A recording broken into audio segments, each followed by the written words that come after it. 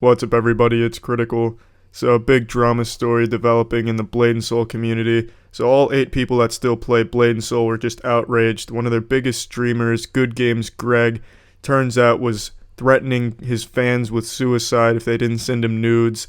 And some of the chat logs were leaked by the girls. And today at Splash TV, we decided to investigate it and dive a little further, and even reenact one of the plays that he made.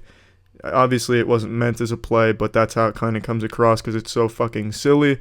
And yeah, that's about it. Obviously, Good Games Greg didn't actually kill himself or anything. He was just trying to manipulate the girls into sending him nudes, so he's kind of a piece of shit.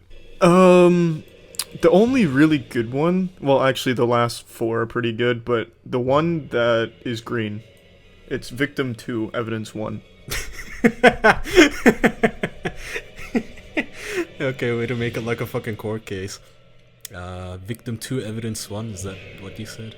Yes, if the jury could please go to their handbooks here and flip to that page as well. We'll all read along together. Is this the same guy as this Greg? Yeah, this is Good Games Greg, or as I like to call him, Good Nudes Greg. Isn't that a nice wisecrack, Kaya? You haven't heard that one before. Huh. So basically a general overview, Kaya. I think it's apt that we do that, since Splash TV investigative journalists were the first ones to break this story a couple days after it happened. So what we found was that this streamer for Blade and Soul, which is, it's a video game, Kaya. No, you suck. Come on. Oh, okay. Well, I tried. Go, take it away, Kaya. Do you even have ominous music? No. Well, I mean, I can play the trumpet. What was our thing? Oh yeah, Splash TV. So Splash TV, Dateline, NBC. No, actually, we get sued for that. Thank you for tuning in. This is To Catch a Nude Predator. Yeah, this is To Catch a Lawsuit. Online chat forums. They used to be plentiful, but now there aren't many except for Discord. But are your children safe? They might be watching streamers like Good Gamer Greg. I forgot his name. Either way, tonight in a special investigation, Date Night, Ooh. FBC, Ooh. Charles Hansen is in charge of this investigation. Take it away, Charles. So, we cracked a big story today, Kaya the Swift.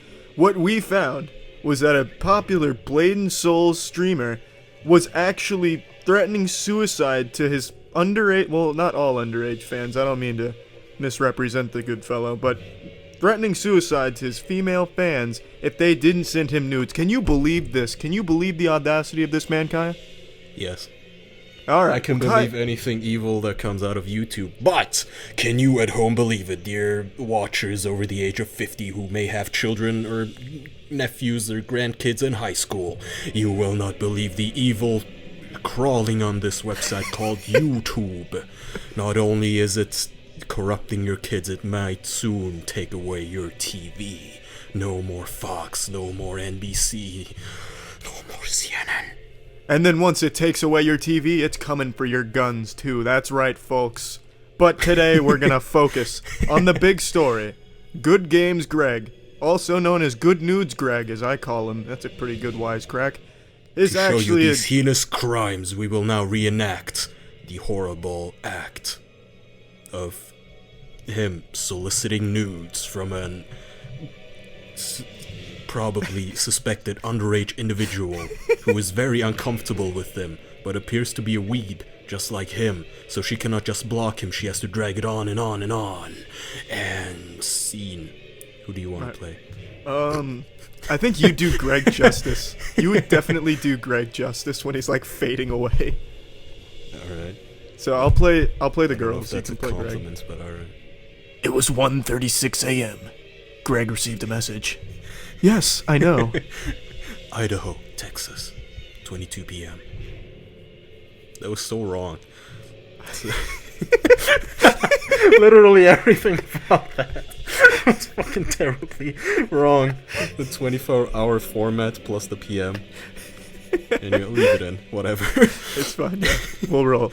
Alright, So, yeah, alright. From the top, sorry. Okay. Yes, I know. Sigh. Sent me some pictures of you, okay? Hello? You had me terrified. Well, not normal pics. Nani?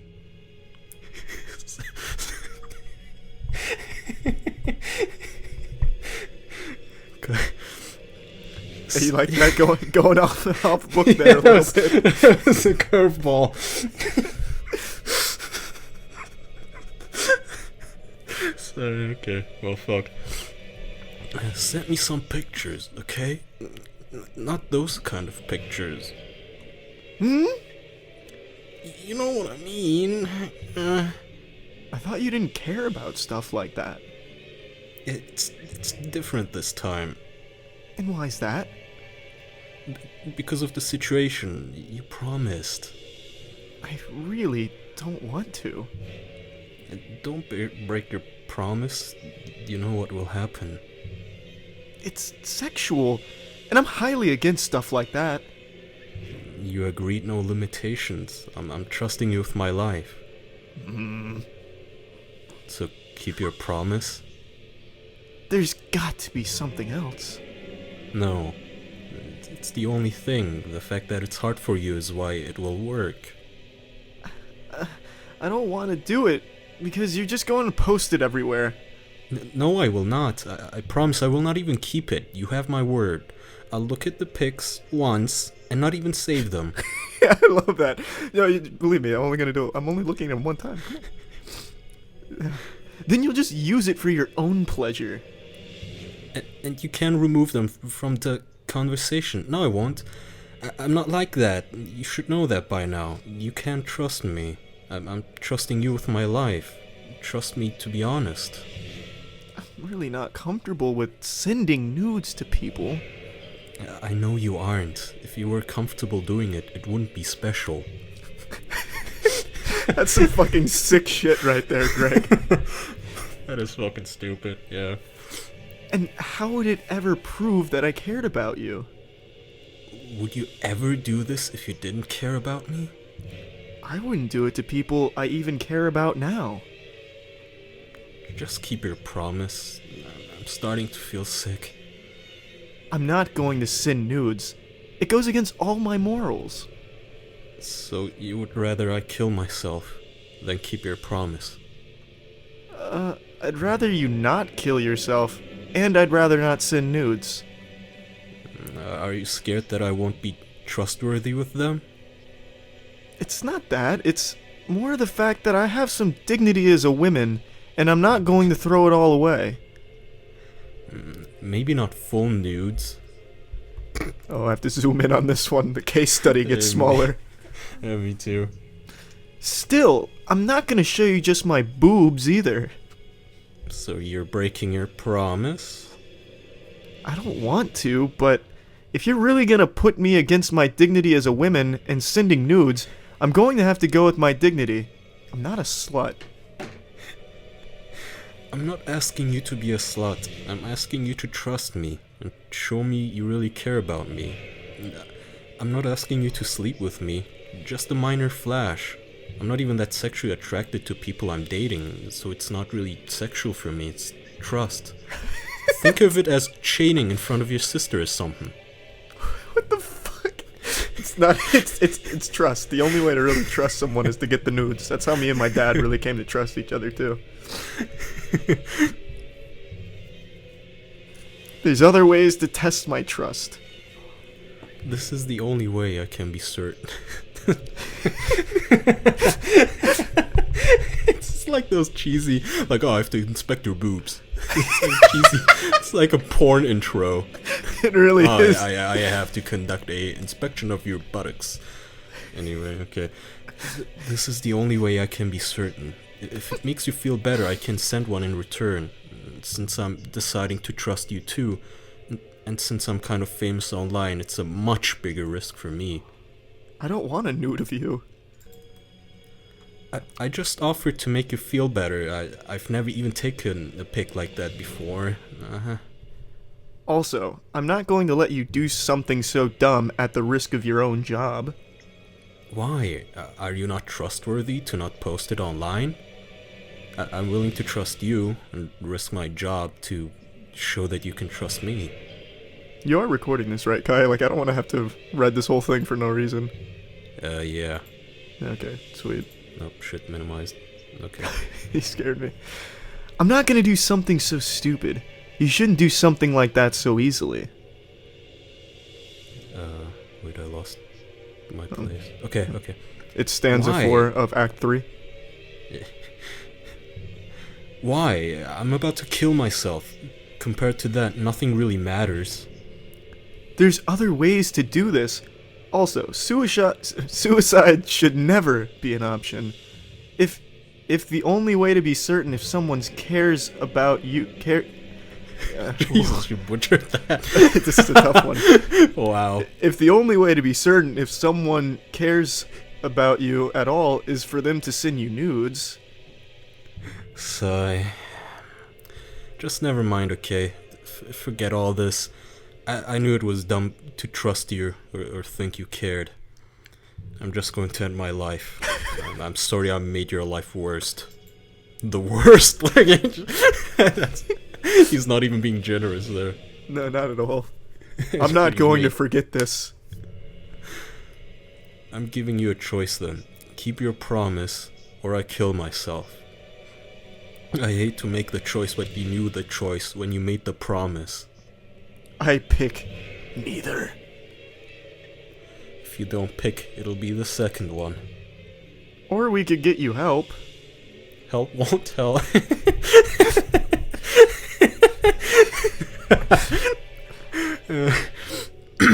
Help what a stupid sentence. You gave me the fucking hard one. You knew. No, just wait till we get to the really confusing parts. We get some James Joyce level shit. Help won't help. I've tried. Just never mind. Choice 2 it is. You really do need help.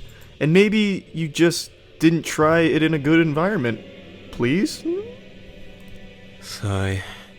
I'm just going to get this over with. What was that, a fucking buzzer? How do I make the wrong answer? Okay. At least say goodbye. I'm not gonna say goodbye, because I'm gonna talk to you tomorrow, and that's a promise. I won't be alive tomorrow. I'm doing this right now. I'm still going to talk to you tomorrow. If that's your choice. Talk to this corpse. Oh, the next one is really tiny, and you can't even zoom in. Yeah. Okay. Oh yeah, it's my line. Mm-hmm. Promise we get to talk tomorrow? I'll be dead. Then don't, so you can keep the promise. You have to keep your promise. Well, I have the pills here ready. I'll give you one last chance to keep your promise. Like, he has his finger on the trigger. Yeah, I've already got the pills. Come on, one last chance before I do it. I'm not gonna send you nudes. Okay, then. I'm taking the pills now, then. You're just gonna throw your life away? That easily? I've been suicidal a long time, and it's already done. If I don't get medical attention soon, I'll be dead. Then call 911. No. Goodbye, okay? I'm sorry for everything. Sorry I couldn't help. You could. All you had to do was keep your promise. Sorry, that turned real gangsta all of a sudden. You could. All you had to do was keep your promise. There was other ways to test my trust and my care. Why did she capitalize some shit out of nowhere? It's like book titles. I don't know. But it's okay. You're better off without me. You have another line under that, scroll down. Oh, motherfucker. Wait. Oh, yeah, okay. Sorry, I haven't typing. No, I'm not. This will probably be the worst day ever. Curb your promise. I'll call 911. Can't keep my hope much longer. Okay. No. I know you didn't care. I really did care. No. Yes.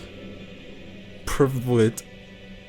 Well, according to you, the only way to prove it would be to send you nudes. You read the eye. Die! The only thing to save this dying man is nudes. I imagine him falling off of his computer chair, reaching up. Please, nudes! No, I didn't want you to die. Keep it up. Still a little time. It's too late if you're already this bad. Hospital only 4 miles away.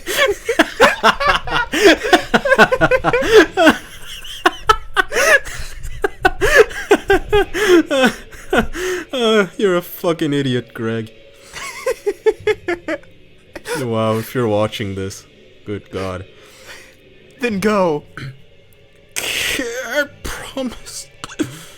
That's probably my favorite line in all of fucking Shakespearean history. Kier prums. I'm not going to send you nudes. Just one.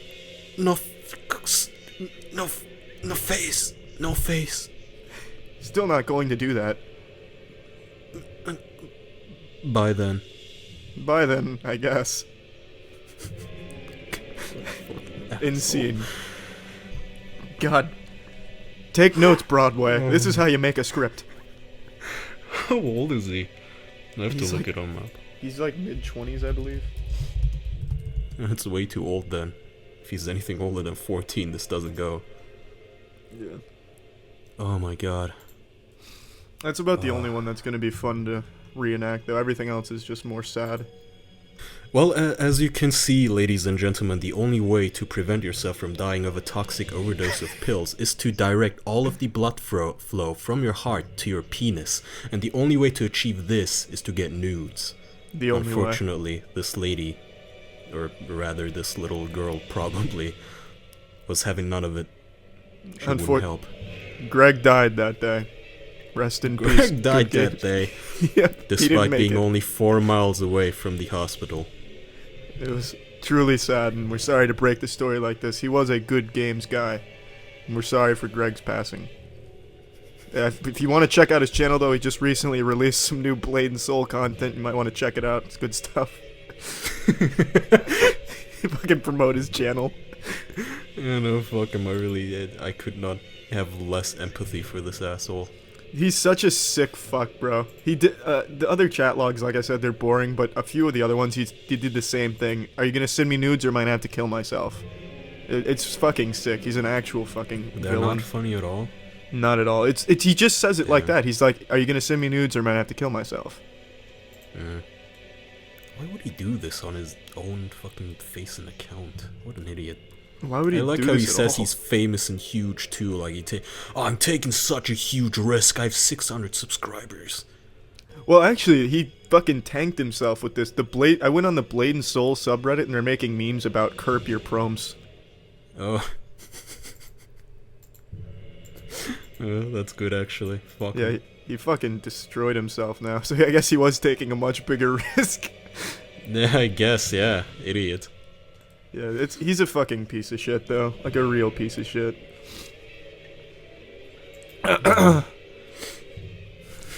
So yeah, that about wraps up this story. Yeah, that's all something that recently yeah, happened. he's a piece of shit. Thanks for Yeah. tuning in. Yeah. to Date Night FBC Splash TV, the special heebie-jeebie whatever Boogie woogie oogie. chatlock reading. See ya. No one, not even Nostradamus, could have predicted the 2018 season of YouTube drama unfolding the way it has. The Logan Paul drama has transcended just YouTube drama and become actual news, actual drama, which is incredibly surprising. There's petitions being signed by hundreds of thousands of people to get Logan Paul kicked off YouTube. Let me just tell you right now, that's not gonna fucking happen. He makes YouTube far too much money. Your signature on the petition is about as effective as signing your name on some used toilet paper and mailing it to YouTube. It doesn't mean shit, petitions don't do anything, but I do respect the sentiment, and everyone's saying how this whole thing's gonna end Logan Paul's career. Well, I'll argue the contrary because he's been gaining more subscribers and views now than he has in a very long time. So he's not exactly suffering, but you know who is suffering? The booger-eating children that are vehemently defending their god Logan Paul in the comments section from all of the evil adults that are shitting on him. And these poor heroes are suffering from carpal tunnel and muscle strain and puberty as they fight in the comments for their hero. So let's go ahead, and that's what I wanted to do today, and go through my favorite Logang Knights comments on my Logan Paul video I made recently. Because reading these comments from these brainwashed cult fart huffers has been fucking amazing and has given me a real hoot, so let's go over the best ones. Well, I had a ton of pictures of my favorite comments from the prepubescent zombie Logang members that were defending him, but unfortunately, they're not here anymore. So instead, we'll just go over my favorite comments from the last day. You shouldn't criticize Logan. How would you react to a dead body? And you should take down your YouTube channel. Your voice sounds like a dead whale trying to speak. P.S. Logan's hair is beautiful and Logan rules. Fuck you. Well, Megan, how would I react to a dead body? Well, I think I'd react in the same way as any sane person. I wouldn't laugh at it. I wouldn't bring out my camera and start filming it and zooming in on it from all types of different angles like some type of fucking Bollywood action movie. I think what I would do is I'd contact the authorities like any person should do in that situation. I'd then go home and feel absolutely awful for what had happened that day. How would you react to a dead body, Megan? Would you do what Logan Paul did and start filming it and then do everything shy of putting the dead body into a dabbing pose? You're heartless.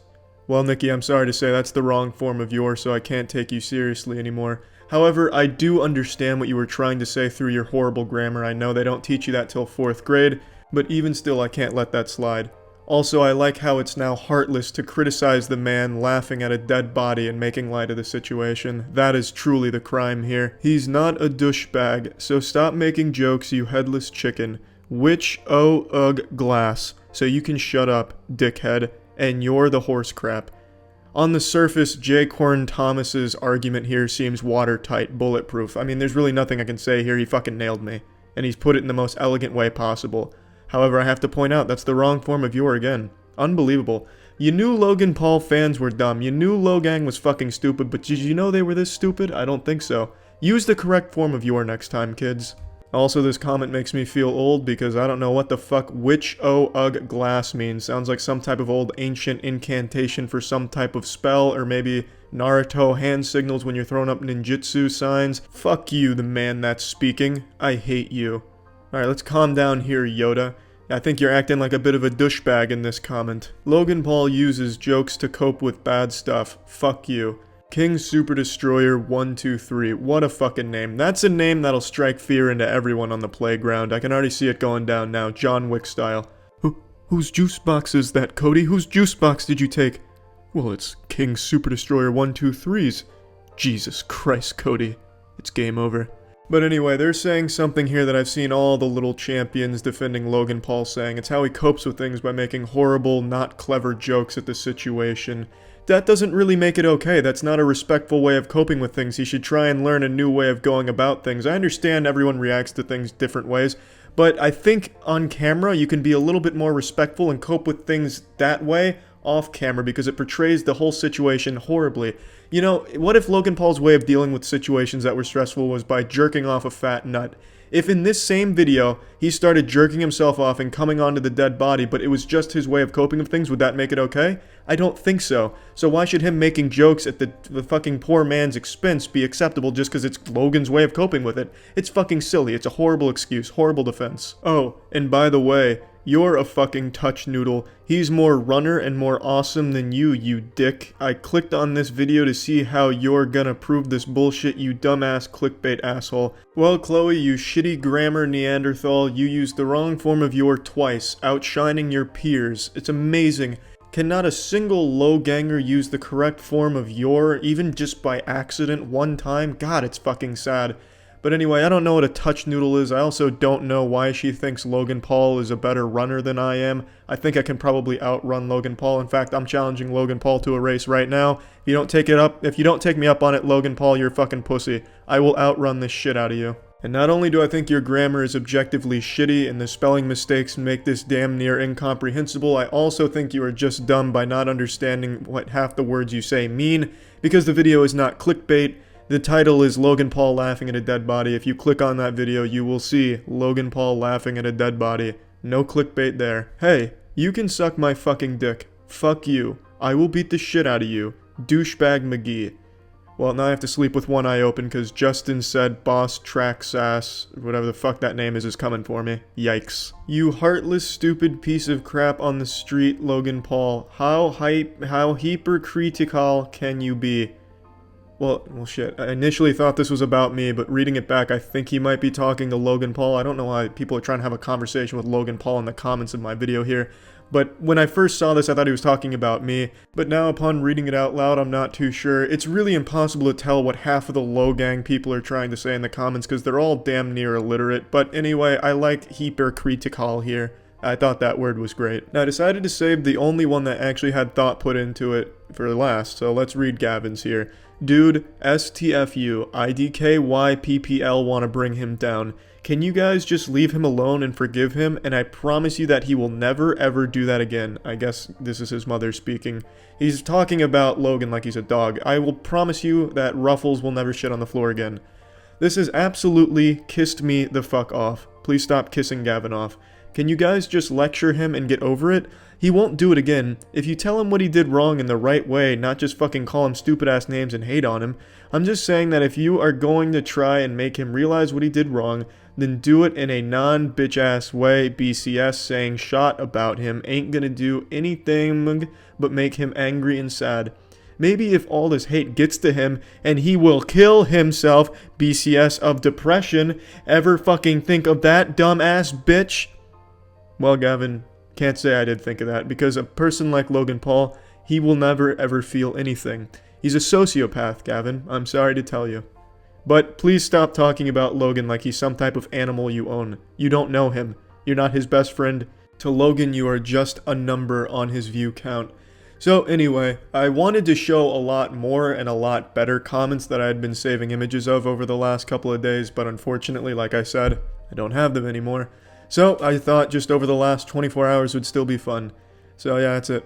See ya. This is the most hostile comment section on YouTube, and I feel like I can say with a high degree of certainty that this is the longest argument ever in a YouTube comment section, lasting an entire year and spanning roughly 500 some replies. Now, with this kind of anger, you would expect the video to be some kind of politically charged video, or maybe somebody said anime should be illegal or that lollies are a crime, something that really puts a hate boner where someone's flaccid cock once was. But what if I told you that the video that all of this is taking place on, the most aggressive comment thread on YouTube, was actually on a Paper Mario song? I'm going to take you on a journey through this war zone here. We're not going to read every reply just because there is so many. This thing's longer than the fucking Bible, honestly.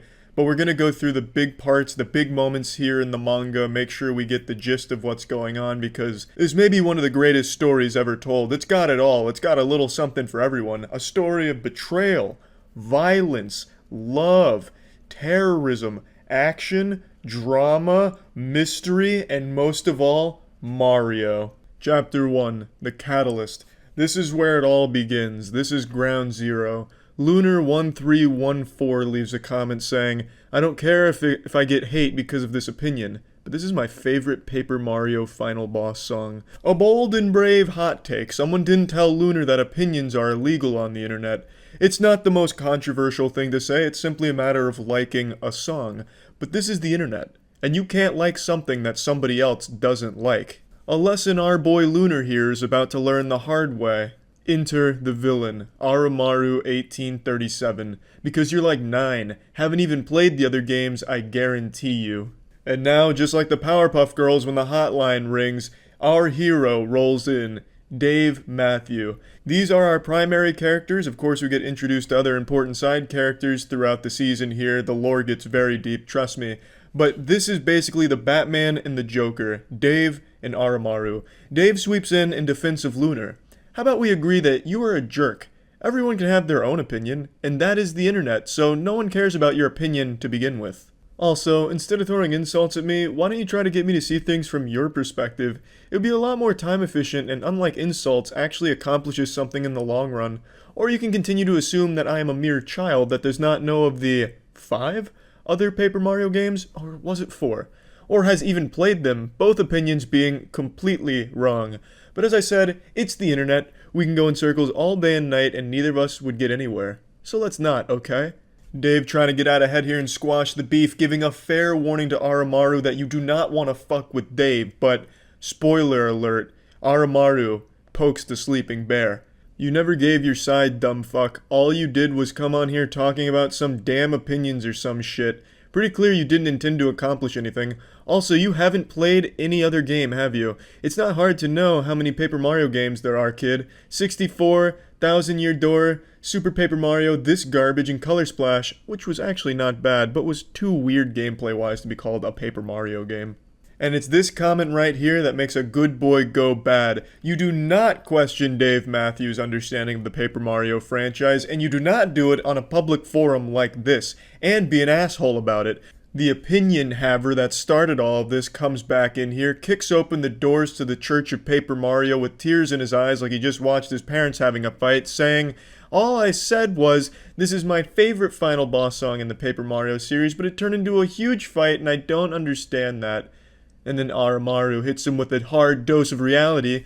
You said you don't care if you get hate, so obviously you do understand, dumb fuck. Unfortunately, Lunar just doesn't understand that his initial comment was like the assassination of Franz Ferdinand, and now he's started a massive war. And in war, Lunar, there's casualties. I know you can say whatever you want, but please, can you please calm down and make a nice comment to people? Like I said, please not say about 1,000 cuss words with this reply, please.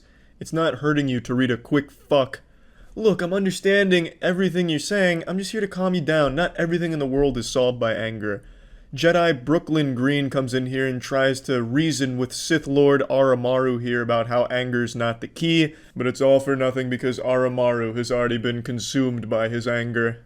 Like I said, I am cutting out a couple things here because there is so much of it, it'd be like a 10-hour video if I read the entire chain. Basically, in a nutshell, Dave was saying this is pointless, it's an internet argument, let's just drop this. And he concludes his monologue with, well, since we both agree that this whole thing is pointless, let us just agree to disagree and be on our way then. Aramaru, cool, so fuck off. Peace was never an option. Nah, seeing your pointless insults because you can't come up with an actual comeback to my remarks is rather funny to me. Heh, I thrive off your pointless rage. Thought it was done. Why you still here, idiot? As I said, I thrive off your rage and anger. You want me to stop? Stop being angry. Easy. Dave Matthews is slowly accumulating power like a spirit bomb fueled by Aramaru's rage. He is laughing in the face of Aramaru's anger. Not angry, dumb fuck. Piss off. See? Angry. Not angry, dumb fuck. Piss off. I see that you're running out of comebacks. I can give you a few if you need them. Dave, of course, being one of the world's leading comeback dealers. Not stressful, you're just annoying, lol. And there's plenty of music better than this shit, even from Color Splash. Uh-huh. Why don't you go back to your 1,000-year-old game and super overrated Paper Mario game? Your screen, oh boo-hoo. Let me play a sad song for you on the world's smallest viol— Oh wait, I broke it. If this was done, why did you reply? Metal Mario coming in here just spitting straight venom in the face of Aramaru here, lighting him on fire with the world's smallest violin comment. Nice try, dumb fuck, but I haven't even played any Paper Mario games except Color Splash. Now fuck off with your shitty excuses for jokes, people have better shit to read. When I initially made it to this chapter the first time and got blindsided by this plot twist, I fucking recoiled into my chair, threw my arms in the air, I was just so absolutely shocked. I felt like I was witnessing history, like I am your father level twists here. This is subverting expectations done extremely well, not Game of Thrones Season 8 bullshit. This is how you surprise a reader with a narrative plot twist. Who could have seen this coming? If you remember back to the genesis of this whole mess, it started with Aramaru melting down and breaking shit in his room over the fact that somebody liked a Paper Mario song he didn't like, and then accuses them of not having played any of the other Paper Mario games, and then only a short 100 replies later, he himself admits he's only ever played one Paper Mario game, and it's not even this one. It's so fucking remarkable. What an incredible twist. That is character development right there. Now we're getting a little bit of the origin story of Oromaru here, which only makes him even more mysterious. Well, I see my sympathy was misplaced. You seriously judge a game on what other people say about it? You sure have missed many a good game. Also, shame on you. Don't give out criticism if you don't actually have the knowledge to back it up. It's just stupid to say something's wrong and then give no evidence at all to support your theory. And that's researching 101. This guy Reddits. Also, it appears that you really do only know how to spit out insults. I'm gonna have fun with this. Hello again, my old friend. I see you're here to argue once again. Too bad this will end with you weeping, because your argument is less than the dust I'm sweeping. But you will not give up yet, because you don't realize that it's the internet. The internet. So you might as well be voiceless, as all arguments here are practically worthless. Dave Matthews goes full Robert Frost here with this personalized slam poem to Oromaru. I get that it's supposed to be a Sound of Silence parody, and it's executed wonderfully. A special song poem about the argument you still persist on despite the flaws in your argument. P.S. You still haven't told me what your favorite song in the series is. Did I ask? No, bitch, I didn't. Fuck off. Shut the fuck up. I didn't even read what you said because I just know it's dumb as shit, lol. Come on, man. He took the time to write an entire parody song for you. The least you could do is read the lyrics. For about 4 days, there was peace in the comments section where people were going over things they liked and didn't like about the game, and then Oromaru comes in full fury here, pitchfork in hand, ready to slap shit around. He reignites the argument by saying, "Obviously do if yo pussy ass won't just leave the conversation." Dave says, "Ha ha ha, now I remember why I stick around. I'd love to see what kind of pathetic retort and comeback you are going to make at me that I can easily tear apart. Really, it is rather satisfying to see what you come up with." Once again, there was a truce called in the comment section for about a week, and then Oromaru came back, and Dave immediately noticed. He's like the NORAD defense system, able to hone in on Oromaru's presence and then attack. "Oh, hello there. Ready for round 2, my little whiny failure? Round and round the argument goes, when will it stop no one knows. That meme has been dead, fucking idiot. I'm ready for you to piss off, you worthless fuck. I did not drag your pride through the mud and make you look like a brainless, arrogant maggot. You did. You destroyed your own argument. You ignored the statements that made you look like a fool. You chose to spit out nothing but insults. Your fault. Your stupidity. Deal with it. Or stick around and continue to look like a moron. It's entertaining. And besides, we win either way. And you lose either way." Dave hits him with some kind of superhero monologue right before he throws the bad guy in jail. And Oromaru says, "Don't care to read your arguments, lol. As a matter of fact, I only read the first reply, lol. Quit wasting my time and fuck off." "Then you are nothing but a bottom-barrel fool who will have no success in life. As I said, you don't bother to defend yourself at all. That makes you an idiot. Also, why should I? You have no power here and you never will. The fact that you think you do just displays your idiocy for everyone. Besides, I already gave you the requirements for my departure. Or are you incapable of reading as well, my little maggot?" Everything Dave has been saying thus far sounds like the Rick and Morty copy pasta from Reddit. I mean, I think Dave is in the right here because Oromaru is a huge fucking asshole, but man, he's really going about all of it in a terrible way. A month goes by. Is he finally gone? Yeah, he is gone. Is he gone if your dumbass would just quit replying? I didn't even read shit you said. I told you that I would only leave if you either apologized for being rude, or if you went 10 comments without swearing. You're not good at remembering things, are you, my little maggot? Hello, little maggot. Just letting you know that I am still in this comment chain, just in case you thought you were rid of me or that you actually won this argument. Okay, bye now. This was after a month of him not replying, so Dave just really wants to continue this, and nothing makes me more uncomfortable than reading Dave keep calling someone my little maggot. Like, this must be how it feels for some girls when they hear the word moist. Every time I read him saying my little maggot, I just get like tingly and uncomfortable and break out into like a little profuse sweat. It's just yucky. I feel like I'm reading some old woman's fanfic where she's describing some weird sexual intercourse she had at a biker bar or something, and it's just making me uncomfortable. I don't know why he keeps calling this guy my little maggot.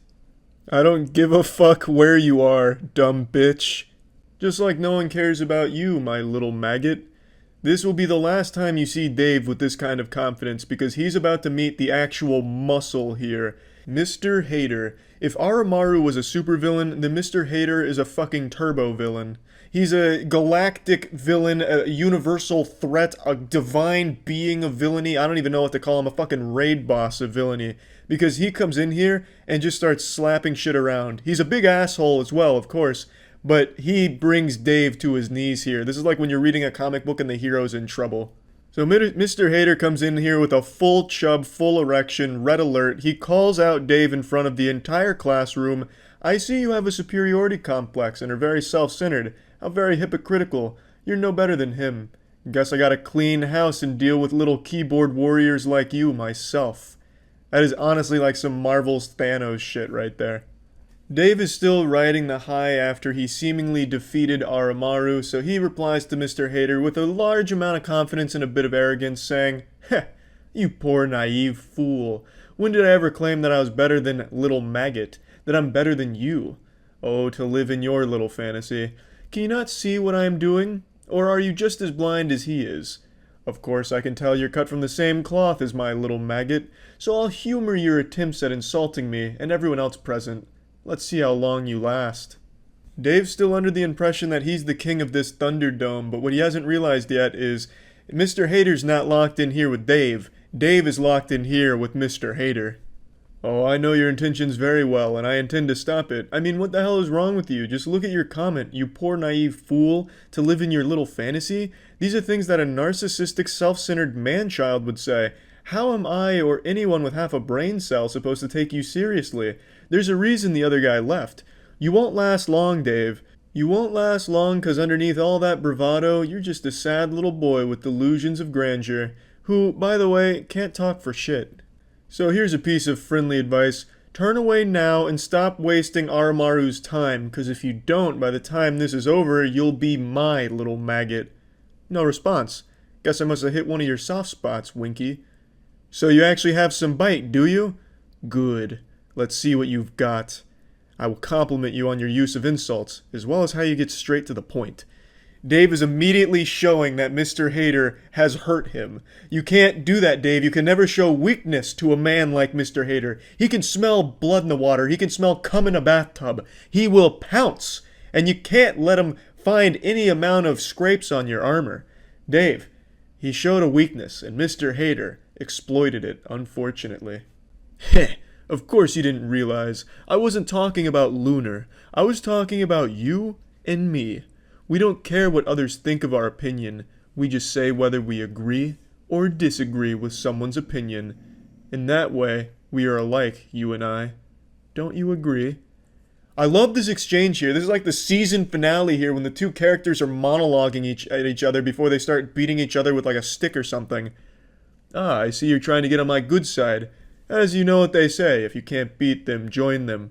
How about this, Dave? Write a full paragraph apologizing to Oromaru, and I might consider agreeing with you. And, by the way, it has to be real nice, so no calling him my little maggot. Otherwise, I might just start calling you that myself. That would require me to have a single shred of respect towards little maggot.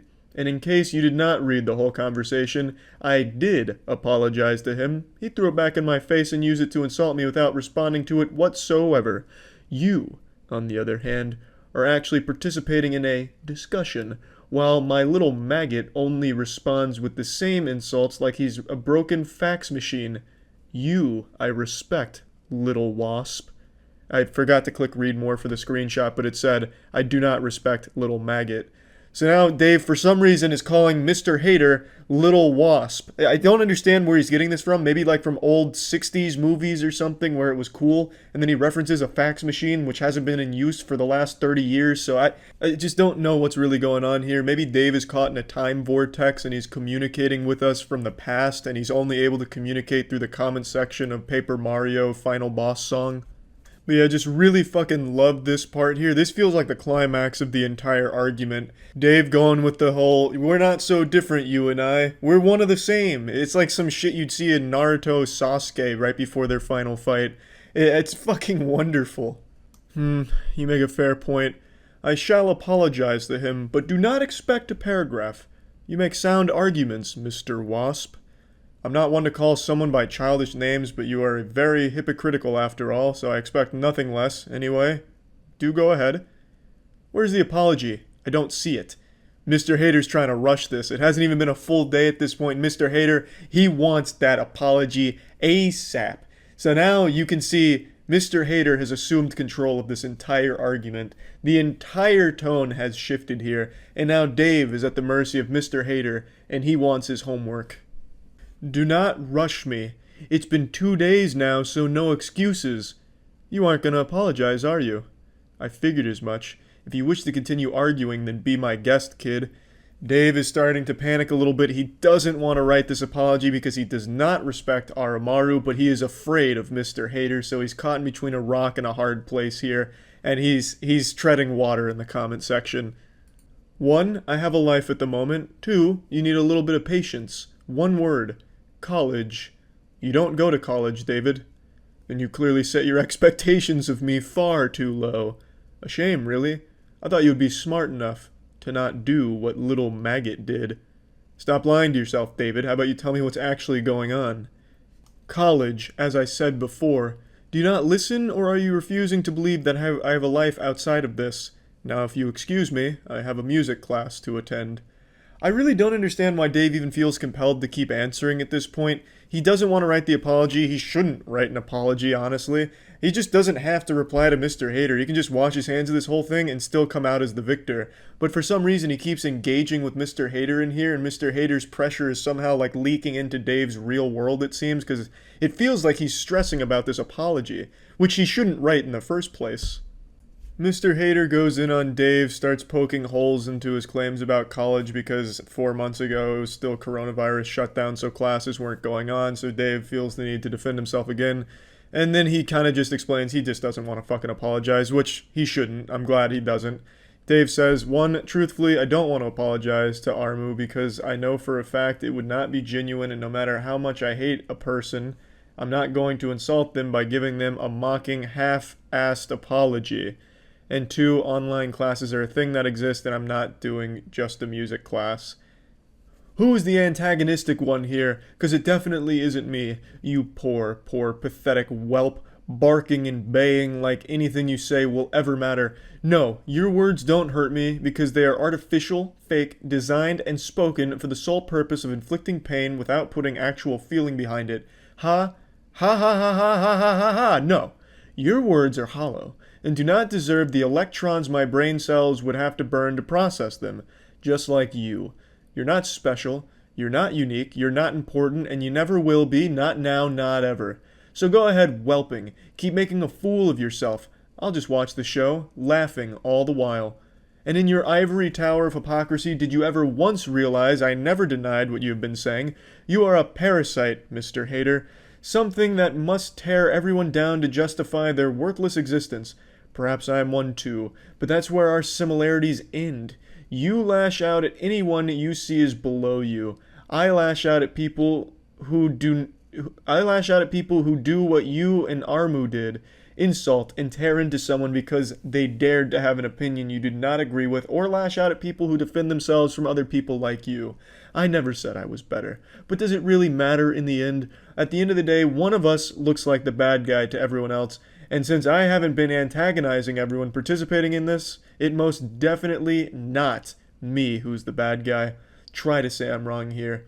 You're not wrong, Dave. Not at all. And people like Aramaru and Mr. Hater, yeah, they suck a lot of fat ass. It's sad that someone cares this much about someone's opinion on something that doesn't matter. 100%. Agree with you entirely there, Dave. But the way you're handling all this and then putting this huge, presidential speech here is not good either. This is the wrong way of handling any of this. And there's really just no point in arguing in a YouTube comment section to begin with. There are no winners here. Mr. Hater breaks down his response line by line. You lash out at anyone you see as below you. Dave, don't be ridiculous. I'm not as narcissistic as you, or at all for that matter. I lash out at anyone who do what you and Armu did.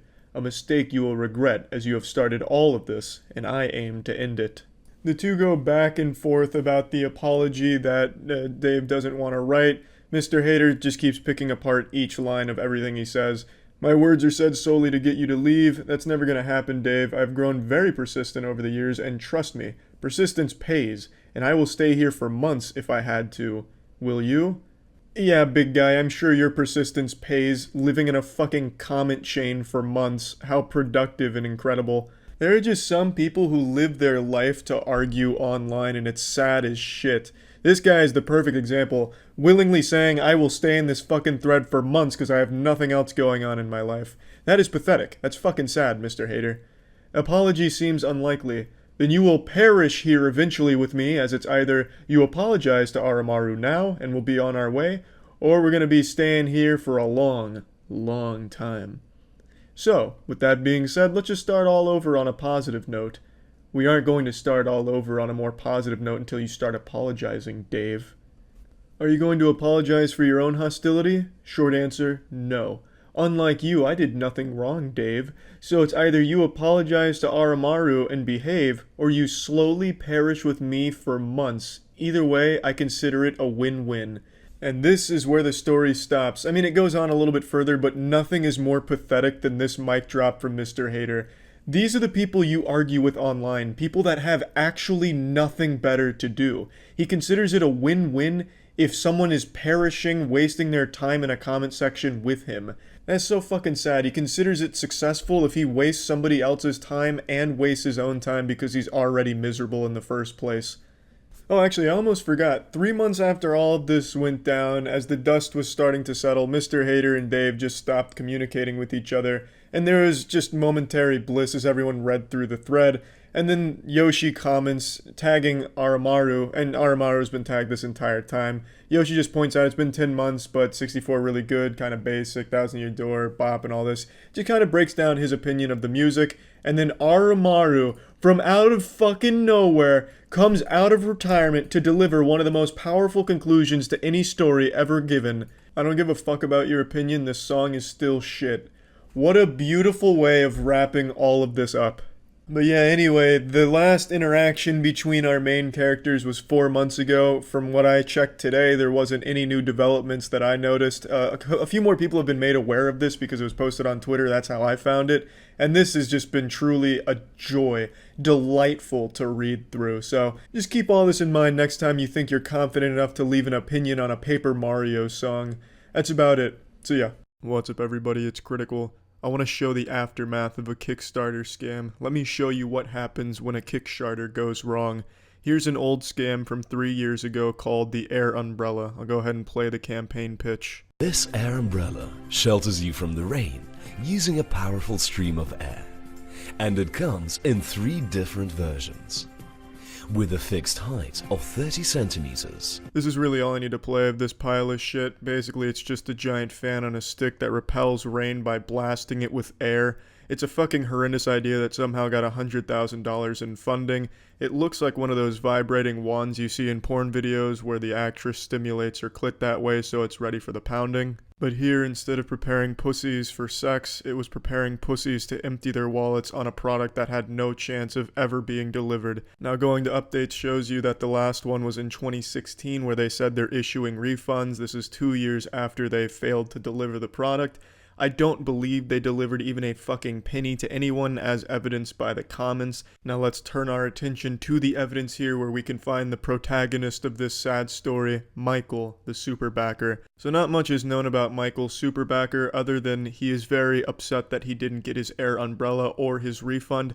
I went 3 years back to his first comment, and we'll just go from there. I'm going to skip a few because there's a ton of comments from him. He very rarely went that long without commenting on here asking for a refund or updates on the project. So I'm just going to show enough to tell this sad story about what happens when a Kickstarter goes sour. Now this is where our story begins. It's January 9th, 2015. His first comment is innocent enough. It said a December delivery, January 9th, and I haven't received my umbrella yet. Are they already sent out?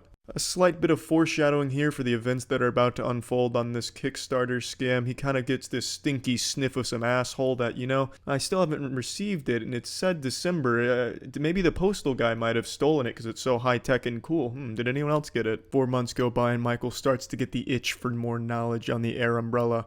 What's going on, boys? Has human technology advanced far enough to bring to fruition this beautiful air umbrella idea? Looking for updates, but you don't go on these parts looking for updates on the air umbrella unless you're trying to get yourself killed. A couple weeks later, we're introduced to our supporting character, Rahim. Remember this name, it won't be the last time you see him during this saga. Another scam on Kickstarter, he says. Looks like Kickstarter is full of fraudsters. How right you are, Rahim. Michael then asks for an update. How is the umbrella coming along? A question that will forever be unanswered since the creators tucked their dicks in their assholes and ran away. After 6 months of searching for updates, Michael finally reaches his breaking point, his limit, his boiling point, his coming point.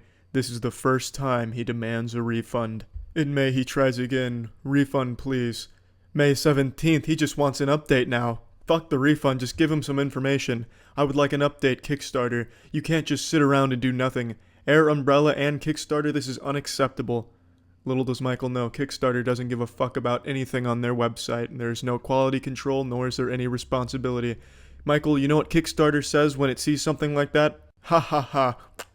And then it spits in your fucking mouth, because Kickstarter is still wiping their ass with a cut of the money you donated to a scam on their platform. Michael then says, after backing over 30 campaigns, I have never seen a project go silent. No updates, no comments, doesn't even sign into Kickstarter since 2014 until now. I want an update, my umbrella, or a refund. Kickstarter, do something already. Michael Superbacker, I have to say, I just don't believe you here. If you truly have backed over 30 projects that have all delivered on time as promised, the same project as pitched, then you should be playing the lottery weekly because you'd be a multi-millionaire and you can make your own fucking air umbrella that also sucks your dick while it's blocking the rain. Because the odds of you having backed 30 successful Kickstarter campaigns that all delivered on time as promised are about as low as the earth actually fucking being flat. It's impossible. Kickstarter has become known for the projects going silent, no updates, no refunds. It's just become known for giant fucking scams. It's incredibly rare to find projects that actually deliver as promised and on time. November 2nd, 1 full year after successful funding. Christ, they haven't even signed into Kickstarter in over a year. These guys are horse shit. If they contact you, tell them we all want a refund. He has now become the voice of the air umbrella enthusiast community, and they all want their fucking refund. Michael then talks about another scam crowdfunding project in which he finishes with an idea of his own here. With all these Kickstarter failures and frauds, I think I want to start my own Kickstarter to make a website for Kickstarters to blog, comment, chat, and I will go through each campaign, past, present, and future, to rate campaigns and see how many of a percentage actually have failed completely, failed to deliver a quality product as stated in the launch video. Also, rate companies that have great track records for producing amazing products. My $128 will not go in vain. He may not have been able to save his $128, but you can be damn sure he's going to avenge it. Friendships are formed over the common interest of receiving a refund. Rahim states, Michael, I want my money back. To which Michael responds, Rahim, I want my money back. Michael attempts to boost morale in the comments section, wishing everyone a Merry Christmas, and then asking, where is his air umbrella? It seems Santa Claus will not be delivering an air umbrella to him this year, next year, the year after, or any other Christmas. It's been over a year since successful funding of the air umbrella, and the season 1 of this Kickstarter anime is drawing to a close, and we finally get a word from our supervillain of the season. They don't have much to offer other than the empty promise of refunds, which, don't mean to spoil anything, never came to the backers. In what was a truly cruel move from the supervillain Air Umbrella HQ logging in here, it gives all of the backers this false sense that they can communicate with them to receive their refund, all of which is just not possible with Air Umbrella.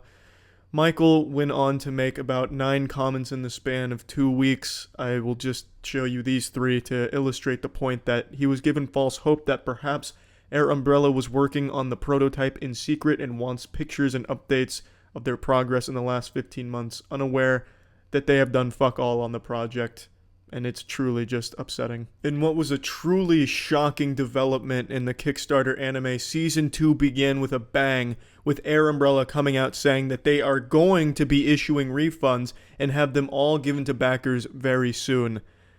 Unfortunately, though, the anime doesn't end with refunds. This was also the last time the villain was ever heard from. Some say the villain died on this day, but me, I think this was truly the birth of the villain. Michael wastes no time letting it be known that he is ready to receive his refund of his $128 investment. The comment section erupts with people ready to get their refund and excited to finally wash their hands of this horrible scam they fell victim to. Keen suggests sending a private message to the creators to honor the refund, but they don't check private messages because they haven't logged in years. So they take to the comments still. Michael then asks if anyone has received a refund. Maybe they're just singling Michael out, but it turns out they don't hold a grudge against Michael's superbacker. Nobody has received a refund. As the months go on, more and more people start to abandon ship, realizing that asking for a refund is futile, and then it's just Michael and Raheem here, left waiting for their refund, constantly commenting, asking for that refund to come. But unfortunately, that refund never comes. It's May 8th, 2016.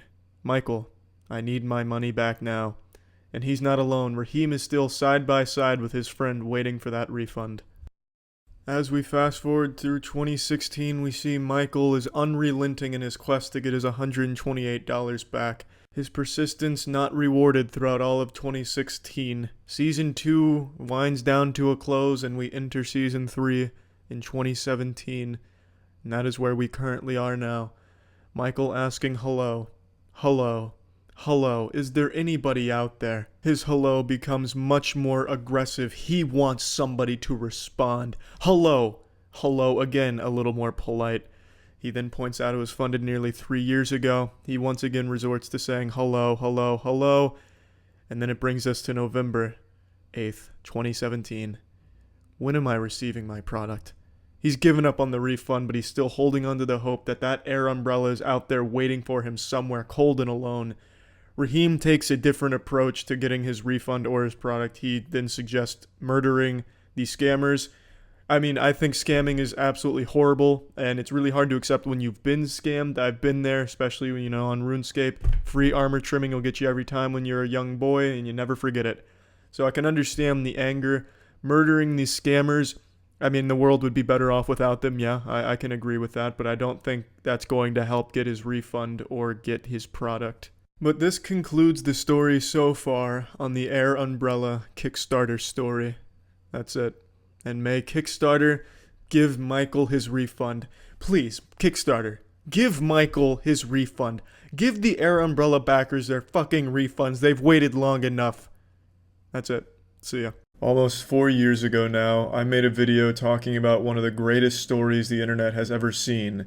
It's the story of one man's never-ending quest to receive an umbrella that he backed on Kickstarter. This adventure is a dark look into the human psyche as we follow our protagonist Michael's superbacker in his holy crusade to finally get the umbrella that he is owed by a Kickstarter scam that he was foolish enough to believe in. This journey teaches us how far the human spirit can go before it breaks, and begs the question to all of us, what does it mean to never give up? The year is 2014. Charles White is a sophomore in college on the verge of losing his virginity. Michael Superbacker is an umbrella enthusiast who just happens to stumble across a very popular shit-starter campaign for something called the Air Umbrella. Now, Michael's no Mary Poppins, but he can appreciate the finely crafted microphone stand design of the umbrella. It also kind of looks like the Hitachi vibrating wands that you see in porn pretty often, and no doubt this helps pique Michael's interest in the project. After showing 3D models they threw together in Maya in 10 minutes, they finally give a demonstration of the prototype, and Michael's blown away. Blocking water with air, just like something out of Avatar: The Last Airbender, he thinks to himself, and that finally seals the deal. He puts a lot of money into the project. Giddy with excitement, with an estimated delivery date right around the corner, Michael's wet dreams start turning to nightmares as he has nothing to catch all that moisture with. The Air Umbrella misses its estimated delivery date and misses it again and again and again. And then it became a never-ending quest for Michael Superbacker to get a refund or get the Air Umbrella. and he wasn't settling for anything that wasn't one of those two options. The video I initially made covering this sad story was 3 years after the initial scam, $100,000 vanishing overnight with no refunds given to anybody. The comment section on the Kickstarter filled with very unsatisfied people upset that they're not getting the umbrella and they're not getting their money back. And after a couple of years, they start to fizzle out until only one remains. And that is Michael Superbacker. Michael is a man of focus, commitment, and sheer will. A force of nature so powerful not even the air umbrella could stop him. And Michael is still going. It has been 3 years since my first video talking about this, and now it is 7 years since the initial scam took place, and he hasn't given up yet. So let's pick up where we left off 3 years ago in the manga. Michael Superbacker 3 years ago starts to notice that people are supporting him. He doesn't know where, but decides he's going to create a YouTube account to document this journey, this adventure. He then starts putting poems and lyrics from his favorite songs into the comments, hoping his very best to just get the attention of someone who accidentally logs into the Air Umbrella Kickstarter page. Scrolling up, it's kind of like reading those notebooks you'd find on ghost ships where the captain starts to go insane and starts writing gibberish at points. But Michael maintains a level head. He knows his mission. He is driven for one ultimate goal. This has been a 7-year-long war in the comments section, and all of Michael's comrades, his warriors in arms, his champions, his friends, his brothers and sisters, they have all left him alone on this battlefield now, in this barren wasteland of the Air Umbrella Kickstarter comments. It's like something out of the fucking Fallout universe. And then, out of nowhere, a glimmer of hope. Dean. Big bad Dean. A new challenger has entered the battle. A new, strange face pops their playful little head out of the gopher's hole and starts talking in the comments section. By this point, Michael hasn't had human contact on this page in over 4 years, so he's panicking. He doesn't know how to handle this. This is someone new, a stranger in a weird place. Like a caveman seeing fire for the first time, Michael, a bit frightened but also interested, lets Dean have the floor. Biggest ass in the world. I've been robbed, and no refund has been given. I've contacted Kickstarter, and they are disgraced too. Just a little PSA, a little heads up, Kickstarter never does shit in these cases. I've never seen Kickstarter do anything when it comes to a fucking blatant scam like the Air Umbrella. Honestly though, let me just get this out there. I think Air Umbrella should just come forward and make a special umbrella for Michael in particular, like a sign from the whole team that scammed him with like a little smiley face at the end. Just give the man a fucking umbrella. I don't care if you just buy it from Walmart, just send this man an umbrella. Or just give him some money back. But anyway, back to what Dean's saying. They insist I have to contact the creator, who has ignored every form of contact I have made. Yeah, that's Kickstarter. Basically, it's, yeah, we're not going to do anything. Why don't you talk to the guy that fucking scammed you? I'm sure he'll be reasonable to give your money back. Great policy from Kickstarter. I will never use Kickstarter again. I've switched to Indiegogo.com, and frankly, the creator, the thieving, lying tosser, can go run and jump. That was an extremely sad sentence to read. God bless Dean's soul. Jesus Christ. I guarantee he's a lot more unhappy now since going to Indiegogo. If you can believe this, Indiegogo actually has more scams on it than Kickstarter. I would argue like 90% of everything you see on Indiegogo never existed in the first place and will never come out. They genuinely have the stupidest people using that platform and the dumbest fucking most blatantly obvious scam artists abusing it. I have seen so many projects with over $1 million in funding with an idea that quite literally can't exist in this fucking dimension. They'll say something about how we invented a way of creating water using nothing but my wet farts and Mozart's music, and it'll have like 50,000 backers for over $1 million, and then all of them are shocked when it never releases. This platform offers a really innovative tool for douchebags, scumbags, scam artists to use called a flexible goal. I won't get too deep into the weeds of it, but when you see a flexible goal on Indiegogo, just know that something shady's probably going on there. I think that whole fucking site sucks. It preys on the extremely gullible and vulnerable people, so I feel really bad for Dean, who thought that that was like a good alternative to Kickstarter. What should have happened with Dean here is he'd be like, oh my god, I got scammed on Kickstarter, they're clearly doing nothing about it, maybe I should stop investing in crowd-funded garbage. That should have been the thought process, but instead he went to just go get scammed somewhere else. That'd be like if I got scammed in RuneScape. Oh shit, I just gave this stranger my rune armor because he said he'd trim it for free, but he didn't do it. Fuck. I learned my lesson now. Time to go to this guy over here who's saying he'll double my gold if I give him all of my bank. That should work. and then being surprised when that also gets you scammed. It's just really sad. I feel bad for Dean. And just to finish off his statement, I hope you get what you deserve. Kickstarter also, you have failed to protect or even represent your backers. Your platform is one that has entirely let me down. I will not touch with a barge pole in future. Bye-bye, go to hell. You and the creator are a match made for each other. Dean's very upset, understandably so. This was a big scam. 100 grand in the fucking toilet, right down the fucking shitter. And Dean was an unfortunate victim of it. I am a little surprised that he waited 5 years to make this statement. Like, I feel like after the first year of constant missing the deadline, you'd be like, okay, this fucking sucks. I've clearly been lied to about this project, but this guy, he's got the patience of some kind of Zen master. He waited 5 years, the entire time believing that it's right around the corner. I'm sure it'll be delivered any day now. Probably looking out his window every morning for the FedEx truck to come by with his air umbrella. But it just never happened. And then finally, after 5 years, he's like, yep, this was a scam. But anyway, Michael, after seeing signs of life in the comment section, once again lets out a triumphant, "Oh shit, they pissed off another air umbrella enthusiast. Looks like I'm not the only one. Stay strong, Dean. I will find us an umbrella one day." And I guarantee Michael will at some point. It may take 10 years, may take 10,000 years, but I fucking believe Michael will finally either create an air umbrella himself or discover one in like some kind of ancient Egyptian tomb or something. It's on its way. Michael and Dean will be avenged. As the years go by, Michael continues on the grind, looking for updates, trying to connect with other people that have been scammed. You see we're at day 1657 of the captain's log here. Then we get another encounter with a living, breathing human being who says, "I invoke my rights under Kickstarter's terms of use," and then just goes into this general statement. We've seen this a few times over the last 7 years of people believing that Kickstarter gives a fuck about their terms of use. This has never worked in the history of this website, and it never will, because this website just wipes its ass with its own terms of use. So you're not guaranteed a refund, and posting this doesn't help your chances. This is just an act of desperation from the scammed people, and it's really always just upsetting to look at, because I truly understand where they're coming from. They've lost a lot of money on this, and they just want it back. But probably won't ever happen, and this right here, it doesn't do anything. We continue through the timeline. A few other people pop their heads in here now and then. This person says no one's responsible for this scam. That couldn't be further from the truth. Whoever was behind the air umbrella is the one responsible for this scam. This wasn't like an act of God or like some kind of natural event of nature. Like, this was a coordinated scam from a team of people. They're absolutely responsible. Michael continues with some lyrics and some poems, hoping to lift the spirits up from anyone that's still a refugee here in the comment section, just desperately looking for a refund or the product. We're up to day 1753.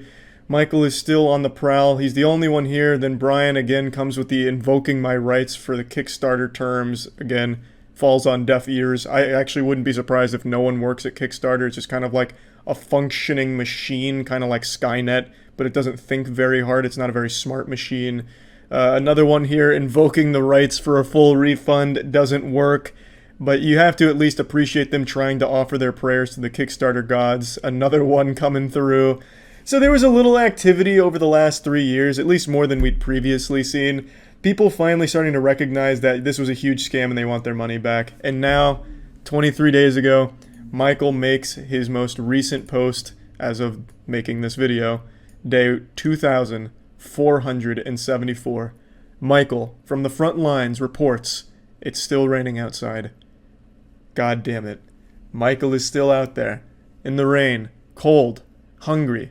No umbrella to stop that rain from hitting him. It's just Michael out there now. Michael's the last one, still fighting for that fucking umbrella. It is tragic.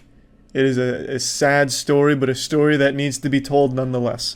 Michael has been here for 7 years in the comments section, and I imagine he'll be there for 7 more, because that shit is not coming. And there is a 0% chance Kickstarter does anything. They wouldn't spit on a dollar bill and send it to Michael. They probably wouldn't even apologize to him for this shit happening on their platform. Kickstarter wouldn't piss into his mouth if he was dying of thirst in the desert. They do not care. But again, this is just the nature of crowdfunding projects. You have to accept that a lot of them probably will not come out. Or if they do, they will probably not be as hyped up as they were in the original Kickstarter pitch. That's just the way it is. Sometimes they are very good, sometimes they're not scams, but a lot of times, face it, they are. And this is one of those cases. It's easy to forget that when a scam happens, real people are affected. People like Michael and the other people we've seen throughout this 7-year comment section. It is, unironically, a very sad thing. And yeah, just wanted to check in here with Michael. That's about it. See ya. Today, it all ends. A journey 7 years in the making. There was actually more time spent building up to this conclusion than there was for the entire Phase 1 of the Marvel Cinematic Universe. And this is a story far more important and far more special. This is the story of Michael Superbacker and the Air Umbrella. I've covered this story for the last 4 years. I made my first video about this situation 4 years ago. To break it down, there was a Kickstarter scam called the Air Umbrella, which promised to deliver some kind of fucking Harry Potter level device where it's a umbrella that just shoots a bunch of air out to deflect rain and keep you safe and dry like an invisible force field. It was able to squeeze $100,000 out of gullible people's piggy banks, and among those people was Michael Superbacker, our anime protagonist. When he didn't receive his Air Umbrella on the scheduled delivery date, he got a little upset, so he posted a comment wondering, where it was. Did it get lost in the mail? Did the mailman steal it, perhaps? Can he get a replacement? Just asking questions, and then when it became more clear that it was a scam, he got very upset.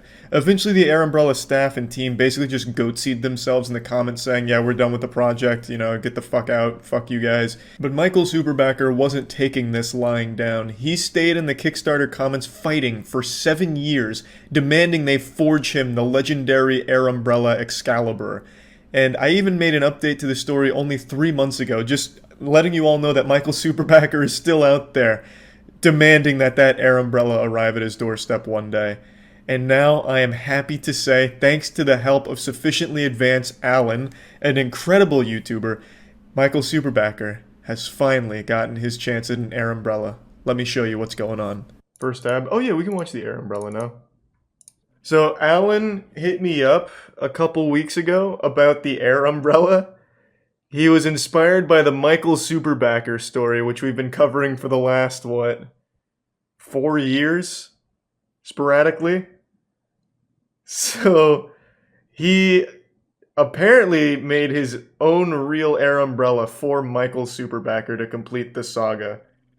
I haven't seen the video yet, but I did know it was coming. And I'm so fucking excited. I feel like Michael Superbacker, upon actually receiving an Air Umbrella, is just going to, fade away into dust.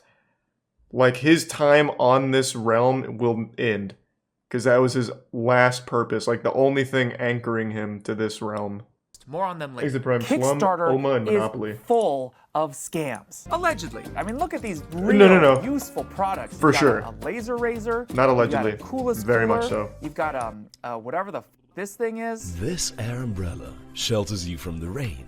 Yeah, using baby. A powerful stream of air. No, seriously, what the hell is this? It's a CAD model of a stick? How did 825 people fall for this? Kinda. What is this guy doing? He's zip tying Hitachi a wand. stick onto another stick? Nothing is going on. What is this montage? No, you don't The talk. Air I am Umbrella talking right now. Is currently in the stage of research. Is some Sam and Moza. Research D's nut campaign, and I'm seeing a lot of them from Yeah. Michael Superbacker. That's the boy. 238 of them are Michael Superbacker. That means, on average, he has left a comment here every 10 days asking where his Air Umbrella is for the last 7 years. This is He has actually done that, so a little heads up for anyone unfamiliar with the Michael Superbacker story.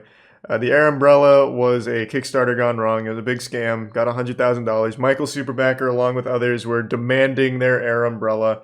And they all try the same thing everyone that's going through the stages of denial try, which is invoking the Kickstarter code of we are owed a refund. And when that didn't work, Michael started treating this like his sailor's log. It became his diary. So he's written on the comment section of the Air Umbrella so much. I've learned so much about Michael as a person just through his comments on that Kickstarter. It's so good. It is one of the most interesting pieces of internet lore Maybe we'll get an extra present/reward? Smiley face. If only This he will be the last knew. smiley face Michael ever commented on this page. A few True. months go by and Michael starts having doubts. It said a December delivery. It's January 9th and I haven't received my umbrella yet. Thanks for the Are resub, they Sim. already sent out? Where the f is my money? Where the There he f is. motherfuckers? Pretty much the only person left actively leaving comments on the page. Standing Hello? atop that I've pile been of literally corpses. asking the mailman every day. Is it here? Is it here? He just looks at me with a sad face. Please send my product soon. Thank you. I love Michael. That brings us all the way to this year, 2021. 1 week ago, day 2582. The search goes on. I want to make Michael Superbacker a real working air umbrella. And I'm not the only one Yes, who's what a invested in this saint. journey. Michael is a man of focus, a force of nature so powerful not Oh, even the air yeah, umbrella I'm can flattered. stop him. Charles White is the only person who I'd call a Michael Superbacker expert. Hello? Hey, Hey, Charlie, thank you for taking the call. We're doing this interview in a van. that sounds fitting for something like the air umbrella, really. What? I like to imagine him as just this mysterious air umbrella spirit of vengeance. The reason I'm calling you is I want to try and make Michael Superbacker a real working air umbrella. That's so fucking cool. I think it's like that last piece of his identity. Like, once he gets it, he will be whole. I sent Michael an email, and I messaged him on YouTube. And I He's in tweeted Prime Atlas. over a period of 2 months with no response. It's time to get serious. The Michael Superbacker YouTube channel has 0 He hired a videos, but private does have eye. featured channels. He's been commenting on my channel for the past 2 years, so I did recognize his logo. Is he talking about Wait, Air what? Umbrella on your channel? No. Hold on, what? I didn't know that. This is so thorough, Alan. He really went like full, like Sherlock Holmes on this case. Who does he like on YouTube? Audrey. I can find her. And using Audrey, I can get to the source. Maybe the I got 1,000 subscribers without posting is kind of a flex. He was the first comment on one of your videos. First, Happy New Year, Audrey. That's a little. Like, he was the... That's a little wild. Oh, maybe he's dedicated. Michael Superbacker won't reply to me, but he will reply to Audrey. Would you be willing This is to genius. follow him back on Twitter Fuck. for me so that you can send him a DM? On October 4th, Audrey DM'd Michael Superbacker this message, and as of the publish of this video, he has yet to respond. Man, what the fuck? What? Michael Superbacker, wherever you are, whoever you are, I will How did that hunt not you, work? I will find you, and I will give you an air umbrella. We're gonna crowdsource this. If you know someone who might know someone who might know someone who might know who Michael Superbacker is, show him this video. This and is Michael, amazing. when you see this, leave a comment right here on this video so we can all confirm, and I will finally send you your air umbrella. So I tried really hard to find it because I'm pretty convinced Michael Superbacker did send me an email at some point, which I responded to and never got a response back from. I feel like maybe Michael Superbacker is a hostage and he's only allowed internet access in like brief moments of recess, like very sporadically over the last 7 years he's been able to use the internet, and he spent the majority of that time commenting on the air umbrella post as maybe a cry for help. Maybe if you went through all 238 comments he's left and like take the first letter of each comment over the 7 years, it like spells out his location, longitude and latitude or something. But I'm almost certain, though I couldn't confirm it, that he did email me once. So I know he is like a living, breathing person. He's not like Cleverbot. Not that that's helpful to the search, but I'm almost certain. Well, that was easy. Well, that search didn't take long. He was probably the first comment on this video. I've commissioned what is probably the closest thing in the world to what the Kickstarter promised to deliver. Can we try it out? That looks pretty good. I'm gonna be a man from the future. It's just a leaf blower. Lay on me! Oh yeah, okay, that didn't work very well. Keep going, it might work! Oh no, I can't believe it didn't work. But that's when Simone came up with a brilliant idea that was really Here's obvious Prime Jordan. in hindsight. Hope you like it, Robotic. That's much better. Let's see how well this works. Oh! That's like legitimately like the force field that the Kickstarter claimed would be for. Yeah. If that air That's umbrella pretty. was the Well, that size was of a pretty obvious. I don't know why I didn't think of that. That. We're gonna gonna try the hose on the mist setting first, because this is about like as light as it gets. It's like a gentle drizzle. I'm just gonna back into it. Well,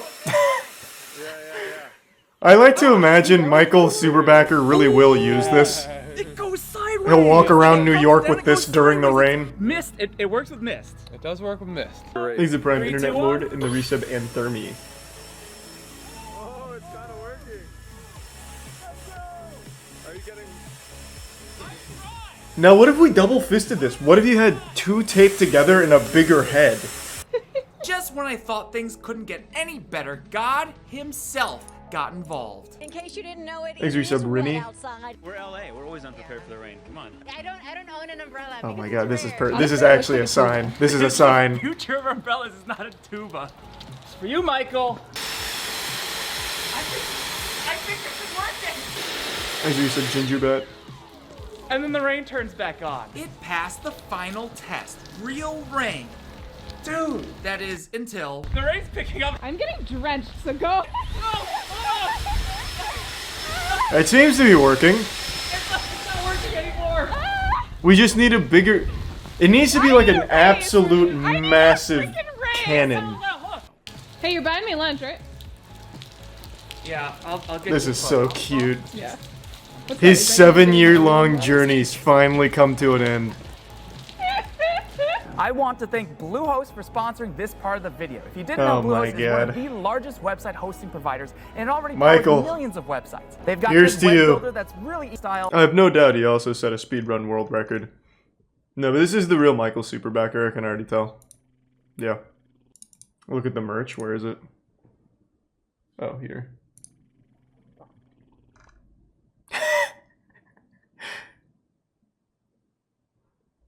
Gotta strike while the iron's hot.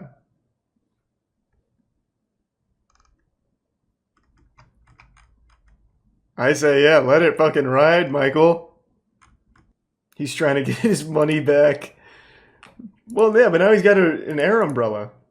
It only took them 7 years, and they changed manufacturers. Reddit's darkest corners. Let's ride.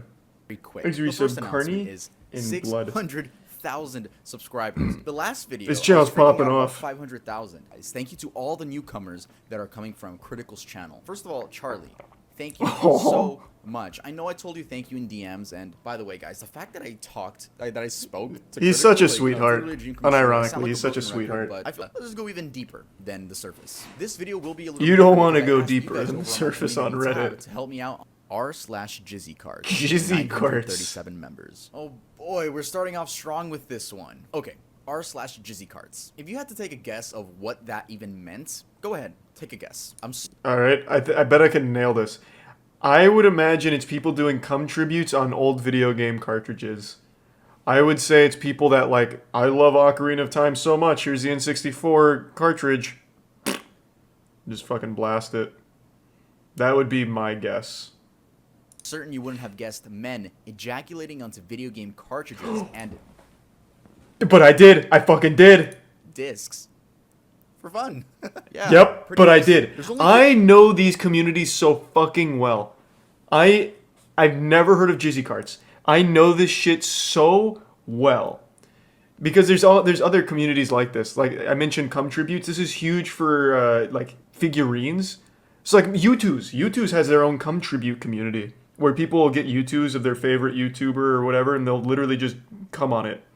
They'll put it in jars and shit. Yeah, it's huge. It's fucking huge. So I knew right away Jizzy Carts had to be video game related. I bet most people go to like shopping carts or something of cum, but I fucking knew exactly where this was gonna go. the main user posting these images go Oh, by. I want to read the request. What did he want? If it wasn't Donkey Kong 64, they fucked up. That's a cool cartridge. Oh, better yet, Majora's Mask. That had the holographic. Good to see a rareware game being humiliated like this. I would shoot a load on Conker's Bad Fur Day, but I'm low on money at the moment. It costs nothing to ejaculate. Unless you have to put like a quarter in like a jar at your house like for every time you sin. I don't know what you mean. I guess like he has to buy the game. User snapped fingers. This story begins with the user claiming that they can see things that aren't actually there, like paranormal things, and that they were told by experts on Discord that they have to make a sacrifice. Experts on Discord, huh? In order for the interdimensional beings to leave them alone. Discord experts? Like... That's what I said. Flag. The things they describe. That's definitely a red flag. Dark figures, that of Worthless 319, which we already covered on the channel. So make sure to watch that after this video. Eventually, Worthless 319 was the video we watched. It's about the Redditor who claimed he blew his cock off to save the world with a gun. I'm pretty sure it was all a hoax. I looked into it further after the stream. I'm almost 100% sure that was all just a big ooh, so edgy kind of thing. The pictures weren't even of like a dick that had been shot by a gun. It was just more of like a really deformed, weird wiener. I don't know how to describe it. But yeah, that was definitely not like a real thing. But the penectomy shit is real. There are people that do actually cut their cocks and all of that, but it wasn't that Redditor doing it. Snapped Fingers questions the reality of there being a hell portal in the Paris catacombs and explains that they're booking a flight to put an end to this. Thus, the former limestone mine Someone got lost Paris in the Paris catacombs and died. As the catacombs. So yeah, it's a I think very there's like a good YouTube place video which you about can it. actually go visit some of it. I used to run track back when I was in junior high school. I can likely outrun any possessed people. I am excited to finally close this chapter of my life and shut that blasted portal off for good. Now, personally, I do think this person was suffering from schizophrenia. Or, I could be completely wrong. This could be someone just looking for attention. The thing with these Redditor stories... Most likely attention when on Reddit. Don't. r/coming on figurines. 35. That's what I was just fucking talking about. This is where they'll do like U2s... Marvel figurines, all kinds of shit. I was just talking about that. Yeah, this one's kind of popular. They go kind of wild.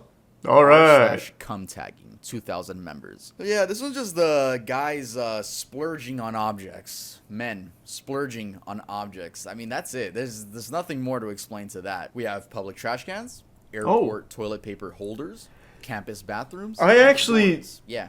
So I don't know about cum tagging, but I do know. There was I don't want to give too much away about the guy. I've talked about it before. We've talked about it before on the podcast.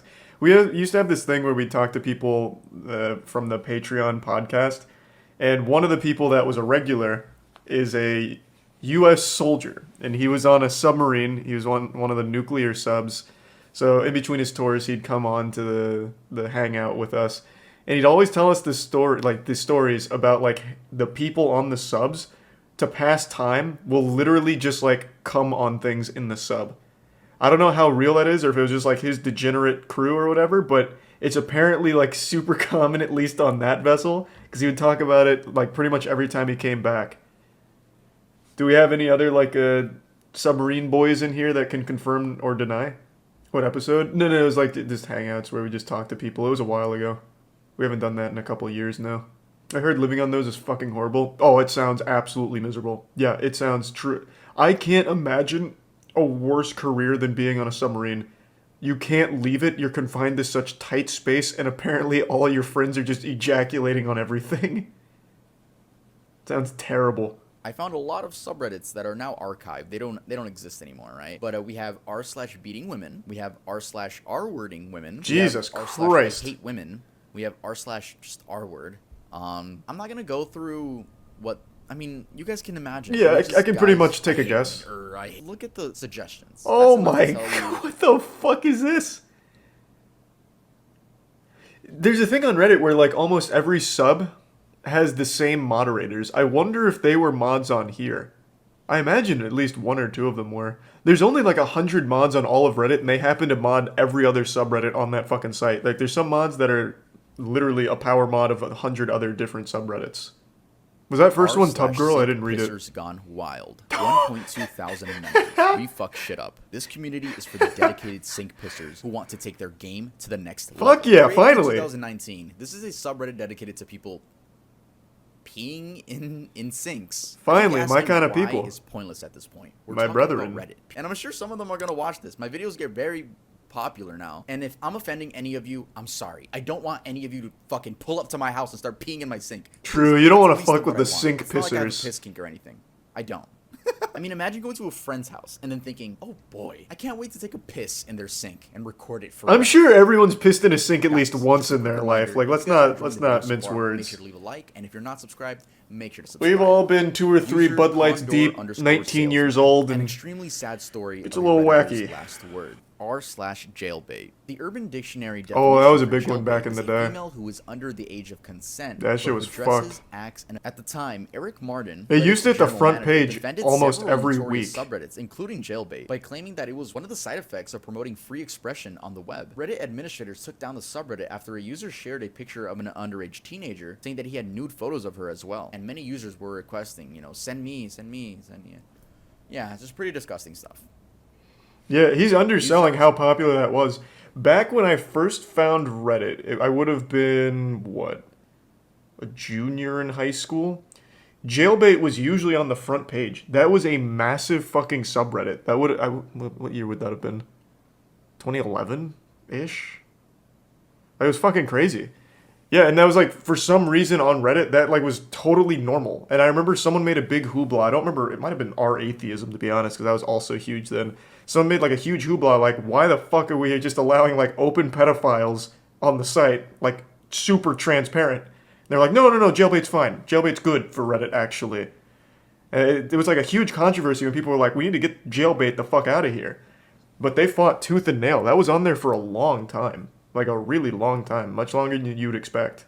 Alright guys, that's gonna be it for this video. Don't click off yet. Don't click off yet. I knew wanna almost say all of something. In those. the community, people were saying that He didn't just, even like, cover steal true video cells, which idea is topics, surprising. And I just cover them in a mediocre way. Which Do you guys remember True Cells? That was a little bit before the big incel explosion. Wow. Most people don't seem to remember it.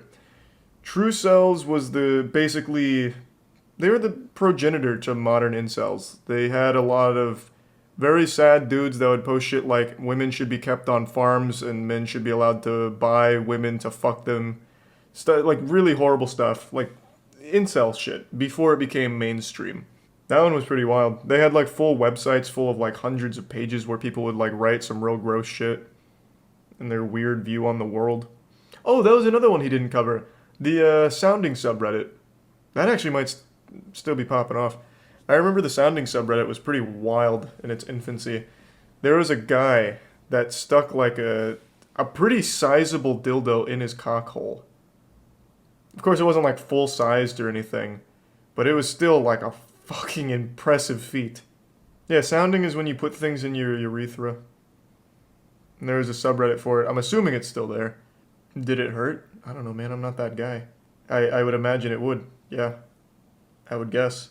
A couple days ago, a video went viral on TikTok. It's a creepy guy leaving a disturbing voicemail to a woman where he basically hypes himself up as the perfect man, and the lady was truly lucky that he graced her with his presence. He's the ultimate fucking alpha male, super masculine specimen, and he's taken time out of his busy day to send her a voicemail. And of course, the shit gets weird fast. He leaves multiple voicemails, and they get more and more aggressive and sinister. Now, I don't want to spoil anything, but there is an interesting story here, full of a lot of twists and turns. It's like fucking Fight Club, but for a shitty pickup artist. Yeah, hi there, Old. It's Dimitri. Sorry I had to leave such a rushed message with you when we met the other day. I just want to quickly give you my phone number, and I had to get the heck out of the area. Meet Dimitri the Lover. He's the reason your panties are sodden right now. Be honest, if you received this voicemail, would you be able to resist him? Nobody can. No one has that kind of willpower. You would have to fuck him on the spot. So suave. And he's truly an expert of his craft. He makes himself sound so dark and mysterious. I had to give you my number and then get out of there. I had to get the heck out of there ASAP. I had to get out of town, scram and skedaddle. Why? What was so urgent that you needed to flee? What was the rush? Were you being chased by Batman? I mean, he sounds exactly like the Joker in the Dark Knight trilogy, so maybe. In any event, I figure I better leave you a more detailed message and explain why I approached you. I am single. I have no trouble meeting women. I mean, women approach me 6-7 times a day. But I'm very particular about what I like. You're extremely elegant. If a guy tells you he has no problem meeting women, then he has no problem meeting women. That guy is slaying pussy left and right. Dude probably has a threesome waiting for him at home, and you are lucky that he stepped away from that in order to talk to you. Spoken like a real alpha male here. No doubt this man's getting approached 6 to 7 times a day. No doubt in my fucking mind. That's probably on the low end. That's probably like during the off season. But I bet when spring break rolls around, maybe even St. Patrick's Day, he's getting upwards of 20 offers for sex. I couldn't take my eyes off of you, and your friends were very jealous. Even if they say they weren't, they were envious of the fact that I approached you, and I was very taken by you. Elegant women are very rare. I'm Greek, and I'm very particular about what I like. So I'm giving you an opportunity here. Sounds like he's about to pitch an NFT scam to her. It's like he's trying to sell her on some kind of multi-level marketing scheme. This dude talks like an anime villain who's explaining his plan to the protagonist. He's just so fucking weird. It sounds like Die Hard 3 every time Bruce Willis would pick up the payphone to talk to the terrorist. It's just so, like, unnerving listening to this guy talk. And then, of course, he goes into, your friends were jealous. Did you know that? I saw it in their eyes. They were so fucking envious of you when I approached you. They might say they weren't jealous, but that's just them lying. That's how you know they were actually really jealous. And you know what? You watching right now, if you want to make your friends jealous, get on the wait list for the new G Fuel flavor. Finally have a custom flavor, Divine Peach. It's peach plus kiwi plus dragon fruit. For billions of years, the universe has been building and evolving. And now we finally reached the apotheosis of creation. Divine Peach, a new flavor from G Fuel. An exquisite concoction sent straight from heaven, made by the angels. Join the waitlist at gfuel.com. The link to join is in the description below. I don't know if you pick up the messages on the weekend, but I'm working on a movie script, so I'm pretty much around all weekend doing that. I left you my number, 416-9184. This looks like a landline, and if it is, you may not get the message till Monday. But when you do, call me, and then we'll get together for coffee and chat and let the romance begin. What a great way to kick off a relationship. Let the romance begin. That's such a bold statement. It immediately lets the person know, I am here with romantic intent, and it's time to commence. Let the pussy flow, please. Where's your vagina? This is where the romance starts. Come on. Didn't you hear? I said let the romance begin. I think it's extremely effective. He's reinventing the relationship meta here. No guesswork anymore. Once they say let the romance begin, well then that shit better start. It's so fucking good. It's like a terribly written line in an old video game. Like some Resident Evil 2 shit. I would also love to read that movie script he said he was working on. I bet it was an actual masterpiece up there with The Room and Citizens Kane. But unfortunately, I think we all know he wasn't actually working on a movie script. He just said that to seem interesting and cool and unique. He was most likely just sitting in a dark room in his shit-stained underwear after hyping himself up in his bathroom mirror for over an hour, working up the courage to finally call the woman who made a grave mistake of giving her phone number to this psychopath. You look very taken aback by my approach, and I hope that isn't timidness. I hope it was just a little bit of shock at being approached so directly, because I don't really date timid women, because I'm a very direct, very passionate, very assertive man, and I want a woman who's very independent and strong. So anyway, we'll talk about that, but I just wanted to formally introduce myself. Now I have. I leave the ball in your court. You call me as soon as you have the courage to. Okay, Olga? Talk to you soon. Bye. This is a man who can date any woman in the world, and he's chosen her. How can you be so lucky? Some people win the lottery, some people win Dimitri, and you could argue that they're both about equal in terms of how lucky the person was. So, let me go ahead and reveal the big twist here. This is all genuine, this is real, it's not fake, it's not staged. But the twist is, this is not happening currently. This is about 10 years old, I think it's like 9 or 10 years old, and it comes from a pickup artist named James Sears, who also went by Dimitri the Lover when he was in the pickup artist game. He had his own little alias as Dimitri the Lover, and this was one of the voice messages he left to someone named Olga. That is not the lady in the TikTok here, and she's not trying to, like, deceive people or hide it. She, in another TikTok video after this, clarifies, like, hey, look, I'm not Olga. This is actually just an old sound clip from Dimitri the Lover, who actually sent this to someone named Olga. Now, James Sears, Dimitri the Lover, is in jail now. The most shocking thing I'm sure you've heard all day. I'm as surprised as you are. He was arrested for a bunch of hate speech related things and then rearrested after breaching parole.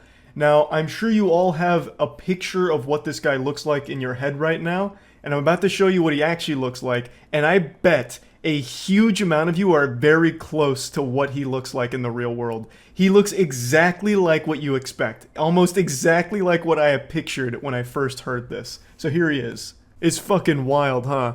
He looks exactly like the caricature of a bad, goofy, creepy pickup artist would look. Hi there, old guy. It's Dimitri calling again, the guy from the street. I left you a message several days ago. You said you were interested. Now, here's the way I work. I don't like leaving second messages, but I like you. You're a very elegant woman. You're very attractive. But, you know, I don't play that game. I know your friends tell you not to return calls. You're playing games like you see on stupid TV shows. So here's how it's going to work. You just made Dimitri leave a second voicemail. God help you. Your soul is in jeopardy now. Dimitri doesn't like to leave 2 voicemails. In fact, the last time Dimitri left 2 voicemails, he cried. You gonna make him cry again? Dimitri doesn't like to cry.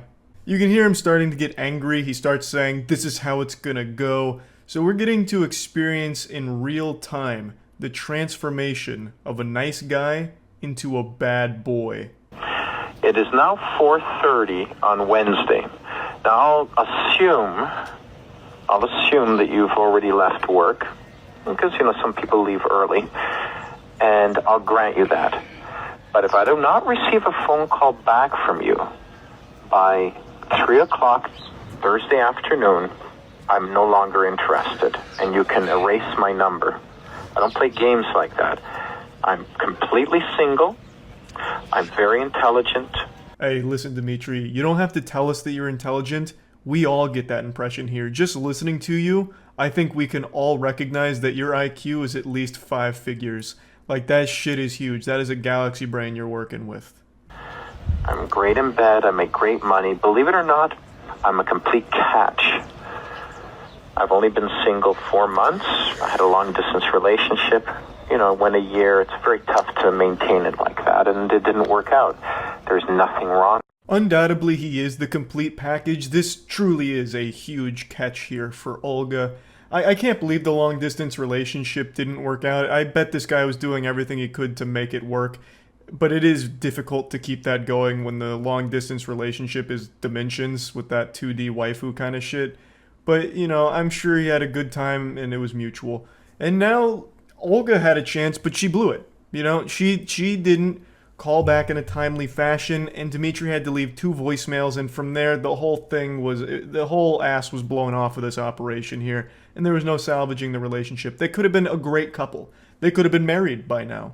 And this is where the TikTok video ends, but the legend of Dimitri the Lover doesn't stop there.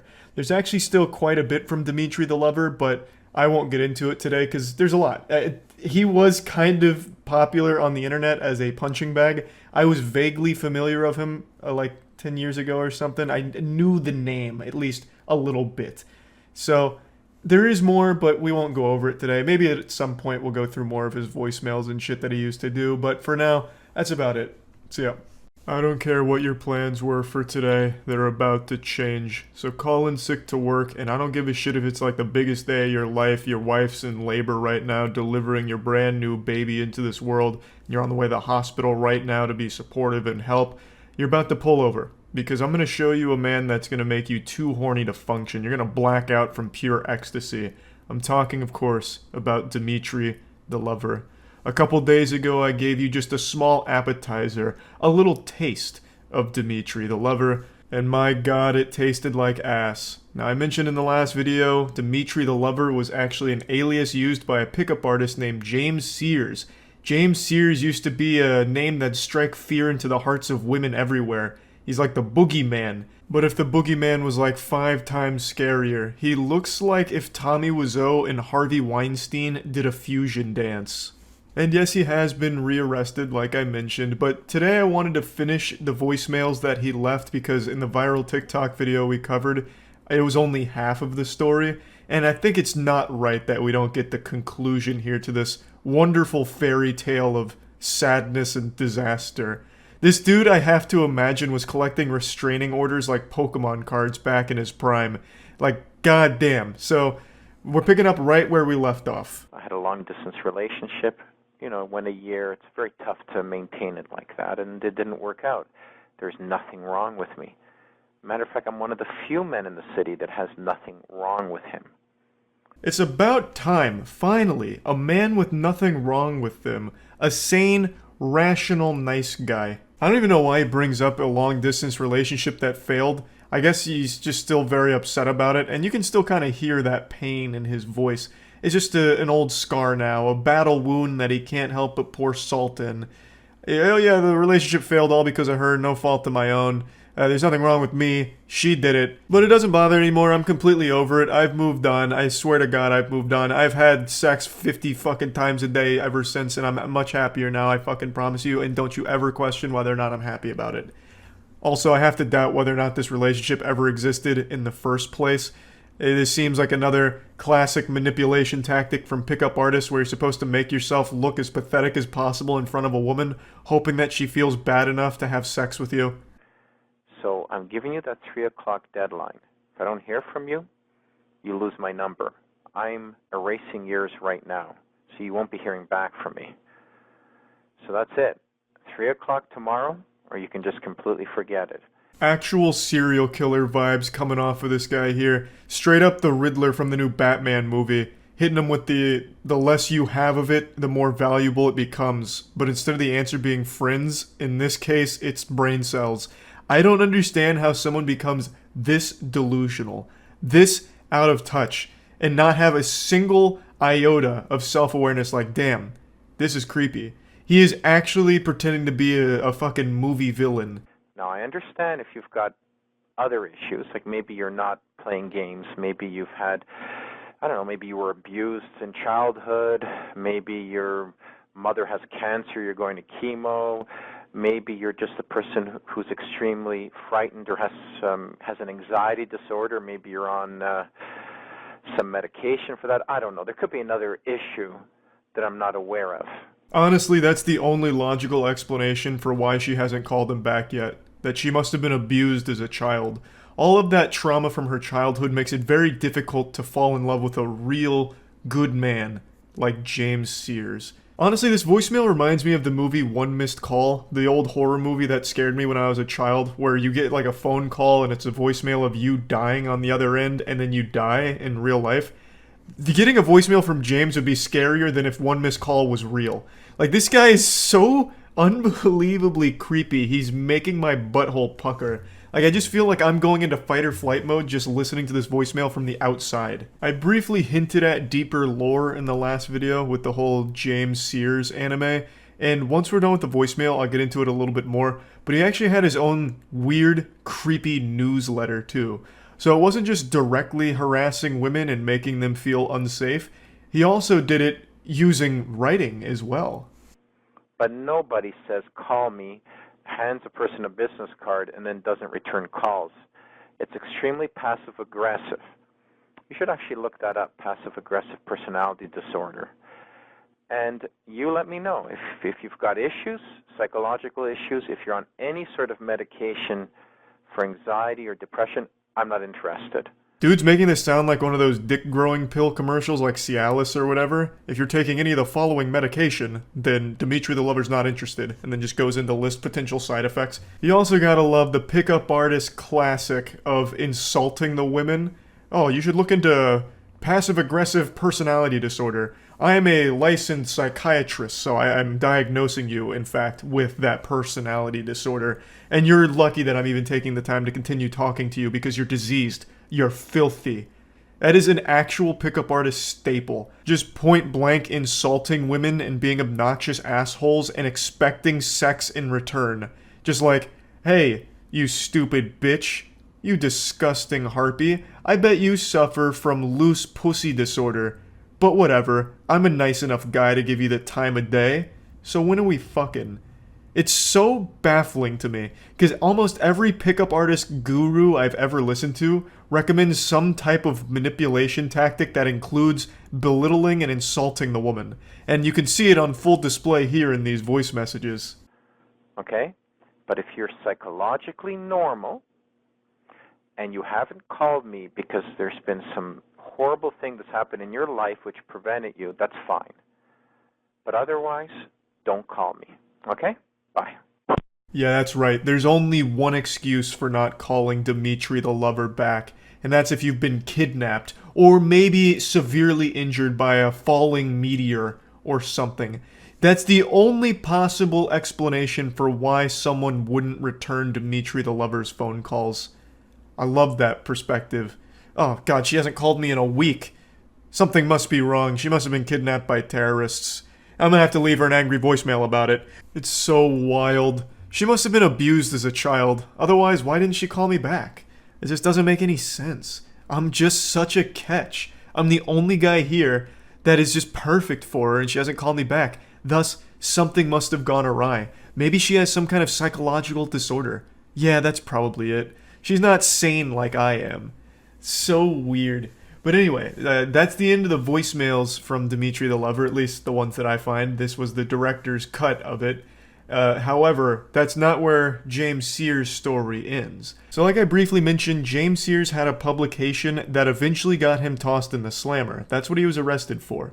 The publication was very anti-Semitic and misogynistic. He was arrested on hateful conduct and then rearrested after breaking parole. I've only been able to find a few snippets of his publication, and you can see just how deranged this shit looks. It's like an old GeoCities internet page in like the late 90s. It is formatted like it's actually from a crazy person in Arkham Asylum. This shit is bafflingly wacky. And it's not easy to say this, but I'm gonna say it anyway. It makes me question whether or not Dimitri the Lover really was as sane as he said he was in those voicemails. He said he was the only man in the city with nothing wrong with him, but then I look at this publication and I think to myself, are you sure? You sure there's nothing wrong with you? You know, I just have to doubt it. But again, it's Dimitri the Lover, alright? The savant of seduction, the savior of sex, right? Like, who am I to question his expertise? But yeah, anyway, I just wanted to at least finish the voicemail and tell you a little bit more about James Sears, aka Dimitri the Lover. Yeah, that's about it. See ya. Online dating's pretty tough. I remember when I was a single man using Tinder, my go-to line was, "Do you like Brendan Fraser movies?"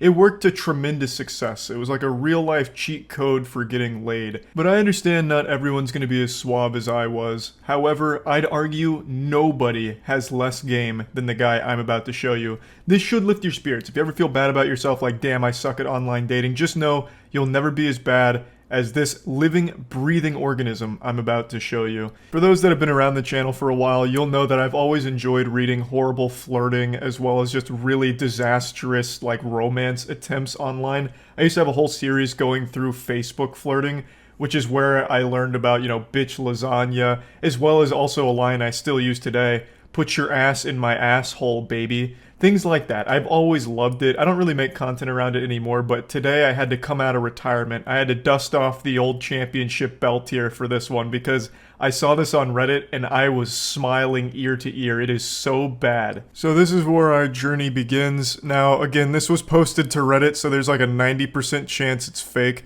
But god damn it, I'm gonna suspend disbelief and just enjoy the ride. Now, of course, I'm not an expert here. Rick wouldn't call me into the shop on Pawn Stars to check the authenticity of this piece, but there are countless of very real examples with pathetic dudes that go just like this. So, there is a good chance it's real. So these two have been talking for a little while, and my man comes in with the clown shoes and asks, "Are you on birth control? I know it's a personal question, but kind of important to know." And then they say, "Okay, I'm canceling Wednesday." This could have gone better. This is suboptimal. This is a rough start right here. If it was a speed run, this would be a reset. This is about as bad as you could expect. He immediately ruined the date that they had planned by just immediately going full hog and just sending it. And from there was no recovering, and it gets real bad. He does not handle this super well. There was no grace or elegance. "Oh, I'm kidding, dude, relax." He's just, yeah, it's just stand-up comedy, honestly. He was practicing his material. Why are you overreacting? I'm uncomfortable with these jokes. Okay, sorry, I'll stop, okay? No, I'm still canceling it. And now we get into his Joker arc. Well, that's really your loss for being so uptight, but okay. I'll just go to work and make $900 in 12 hours. Really? You're overreacting. Seriously? And you wonder why you're single? Yawn. Still waiting for your reply, lol. I actually had you double booked with another girl, so I'm kinda happy you decided to be a psycho. You sure you want to cancel it? This is a full roller coaster worth of emotion here. This man's hitting all 5 stages of denial within 6 text messages. This shit goes insano style quick. So let's break it down piece by piece, you know? At first it's like, okay, you're missing out on a catch, I'm the perfect guy, I'm a real fucking man, check my KD in Fortnite, I'm nuts.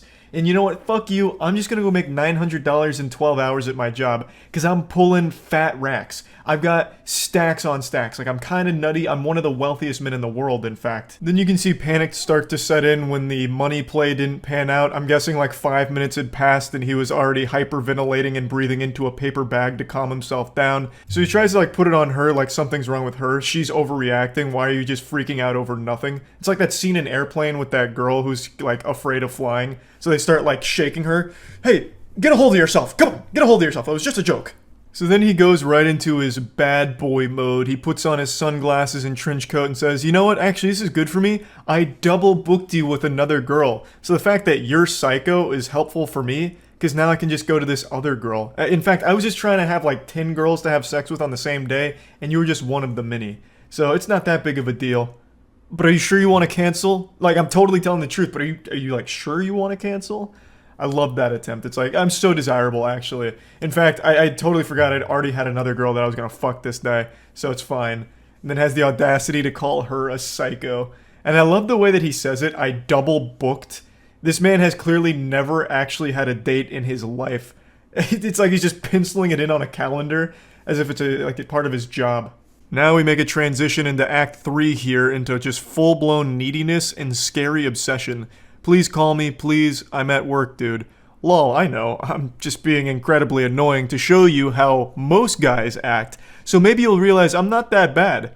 So I'll see you Wednesday? That doesn't even make sense, you were fine until that joke.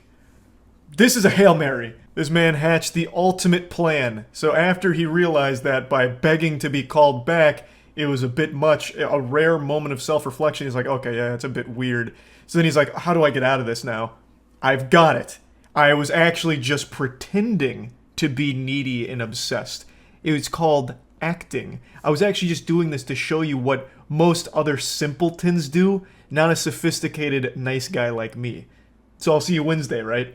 Dude, I was kidding with you. It's a joke. You do know I'm a doctor, right? My brain thinks at a much higher level than yours or the average person. It wasn't even sexual. It was a joke. And I said if you don't like those type of jokes, I won't joke like that anymore. This should be the end of it. You should be like, okay, cool. And then if I do it again, then you get pissed. Yeah, he's a doctor. Dr. Love, baby. This guy's good. This is real smooth. I have to imagine he's not actually a doctor. I mean, maybe fucking Dr. Evil, I have no clue. But regardless, I love that he's like, I actually just have such a galaxy brain, I'm thinking on a totally different level than you and all of these other plebeians. I'm just too fucking smart. That's my curse. That's the burden I bear. I'm too intelligent, which is why I made this joke. And the joke is a thinking man's joke. It's actually an anti-joke, in fact. You know how there's like matter and antimatter? This is an anti-joke, and now I'm explaining it to you so you don't have the right to get mad about it. You see, you're just wrong for getting upset about it, and it's because I'm so much smarter than you. And I understand that it's not your fault for being fucking stupid, but just know that since I'm a doctor, I know what's right and what's wrong when it comes to joking. You just get pissed right off the bat and be all rude to someone. That's a major turnoff, and just know. Yeah, she was the one being rude.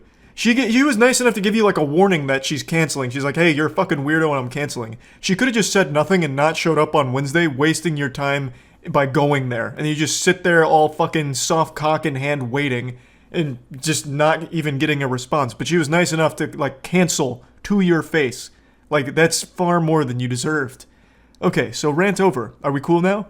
Yeah, I think things are good now. I'm reading the room and it looks like he may have solved this problem here and fixed everything.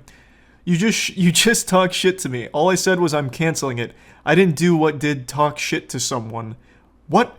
Those are not coherent sentences. Of course I'm talking shit to you. You just flaked after I asked for that night off. Do you know how hard it is for me to get a night off work? Continuing further, let's just stop this childish nonsense. I'll see you Wednesday, right? This is that shit, don't take no for an answer, which I think is honestly the worst advice you can ever give someone. No is like the most important answer you should accept. By not accepting no's, you're just gonna go to jail at some point. Like, you're just asking for some kind of awful thing to happen to you. Like, no is an important thing to recognize and respect. And then they respond, you do not need to criticize my sentences. Change of mind and telling you about it doesn't really make it flaking. I was upfront. You said you already booked another date with someone else. Go enjoy it. I don't know why you're trying to with me, especially since you think so little of me already. Man's going full-blown car salesman. Just meet me Wednesday. I'm sorry, okay? Just will not drop it. There is no chance she shows up on Wednesday. This is coming across like an actual serial killer now who's just scratching at his neck for his next victim. Like, he just cannot help but just keep saying, you're coming Wednesday. I know you are. You're gonna meet me here Wednesday. Call me immediately. I'm at work. I'm not going to take the call. Okay, then we are meeting Wednesday, right? Are we cool? I feel like she might be talking to King Ghidorah here, just three separate heads all talking at once and all having different thoughts. One of them is just a fucking android that can only say Wednesday. One of them is just like a spiteful lunatic who thinks that there's some galaxy brain intellect that can't help but shit on her. And then one of them is just like a lobotomized zombie who just constantly just keeps asking, are we cool? Are we good now? It's wild, like the swings this guy goes through on these text messages here. Then he goes all in saying, look, my mom recently died, okay? So I'm kinda not really in the best place to be messed with. So if you could understand that would be great. Please, dude, please answer me. Can you please stop being immature and call me? Now, admittedly, she was being very immature about this whole situation by not understanding such level-headed remarks from a gentleman like this. It really was her being immature, clearly. And I also can't help but respect the actual Xbox Live tactic of saying his mom died. That is unironically 2005 Xbox Live shit right there. Like, your mom's a whore, mom's dead, and it's supposed to be like the checkmate. He actually tried it. It's like, oh, mom's dead, so now you have to excuse everything I've said, and you have to go on this date with me. I'll see you Wednesday, right? Come on, stop being immature. So yeah, anyway, that's where this story wraps up. Hopefully, if some of you are shitty at online dating, this will help you feel a little bit better and maybe help you improve in that respect in some way. Hopefully, none of you are as bad as this guy or anywhere close, but if you're just kind of, awkward and uncomfortable when it comes to conversations via text, maybe this will lift your spirits up a little bit, because you're probably not as bad as this guy. Anyway, that's about it. See ya.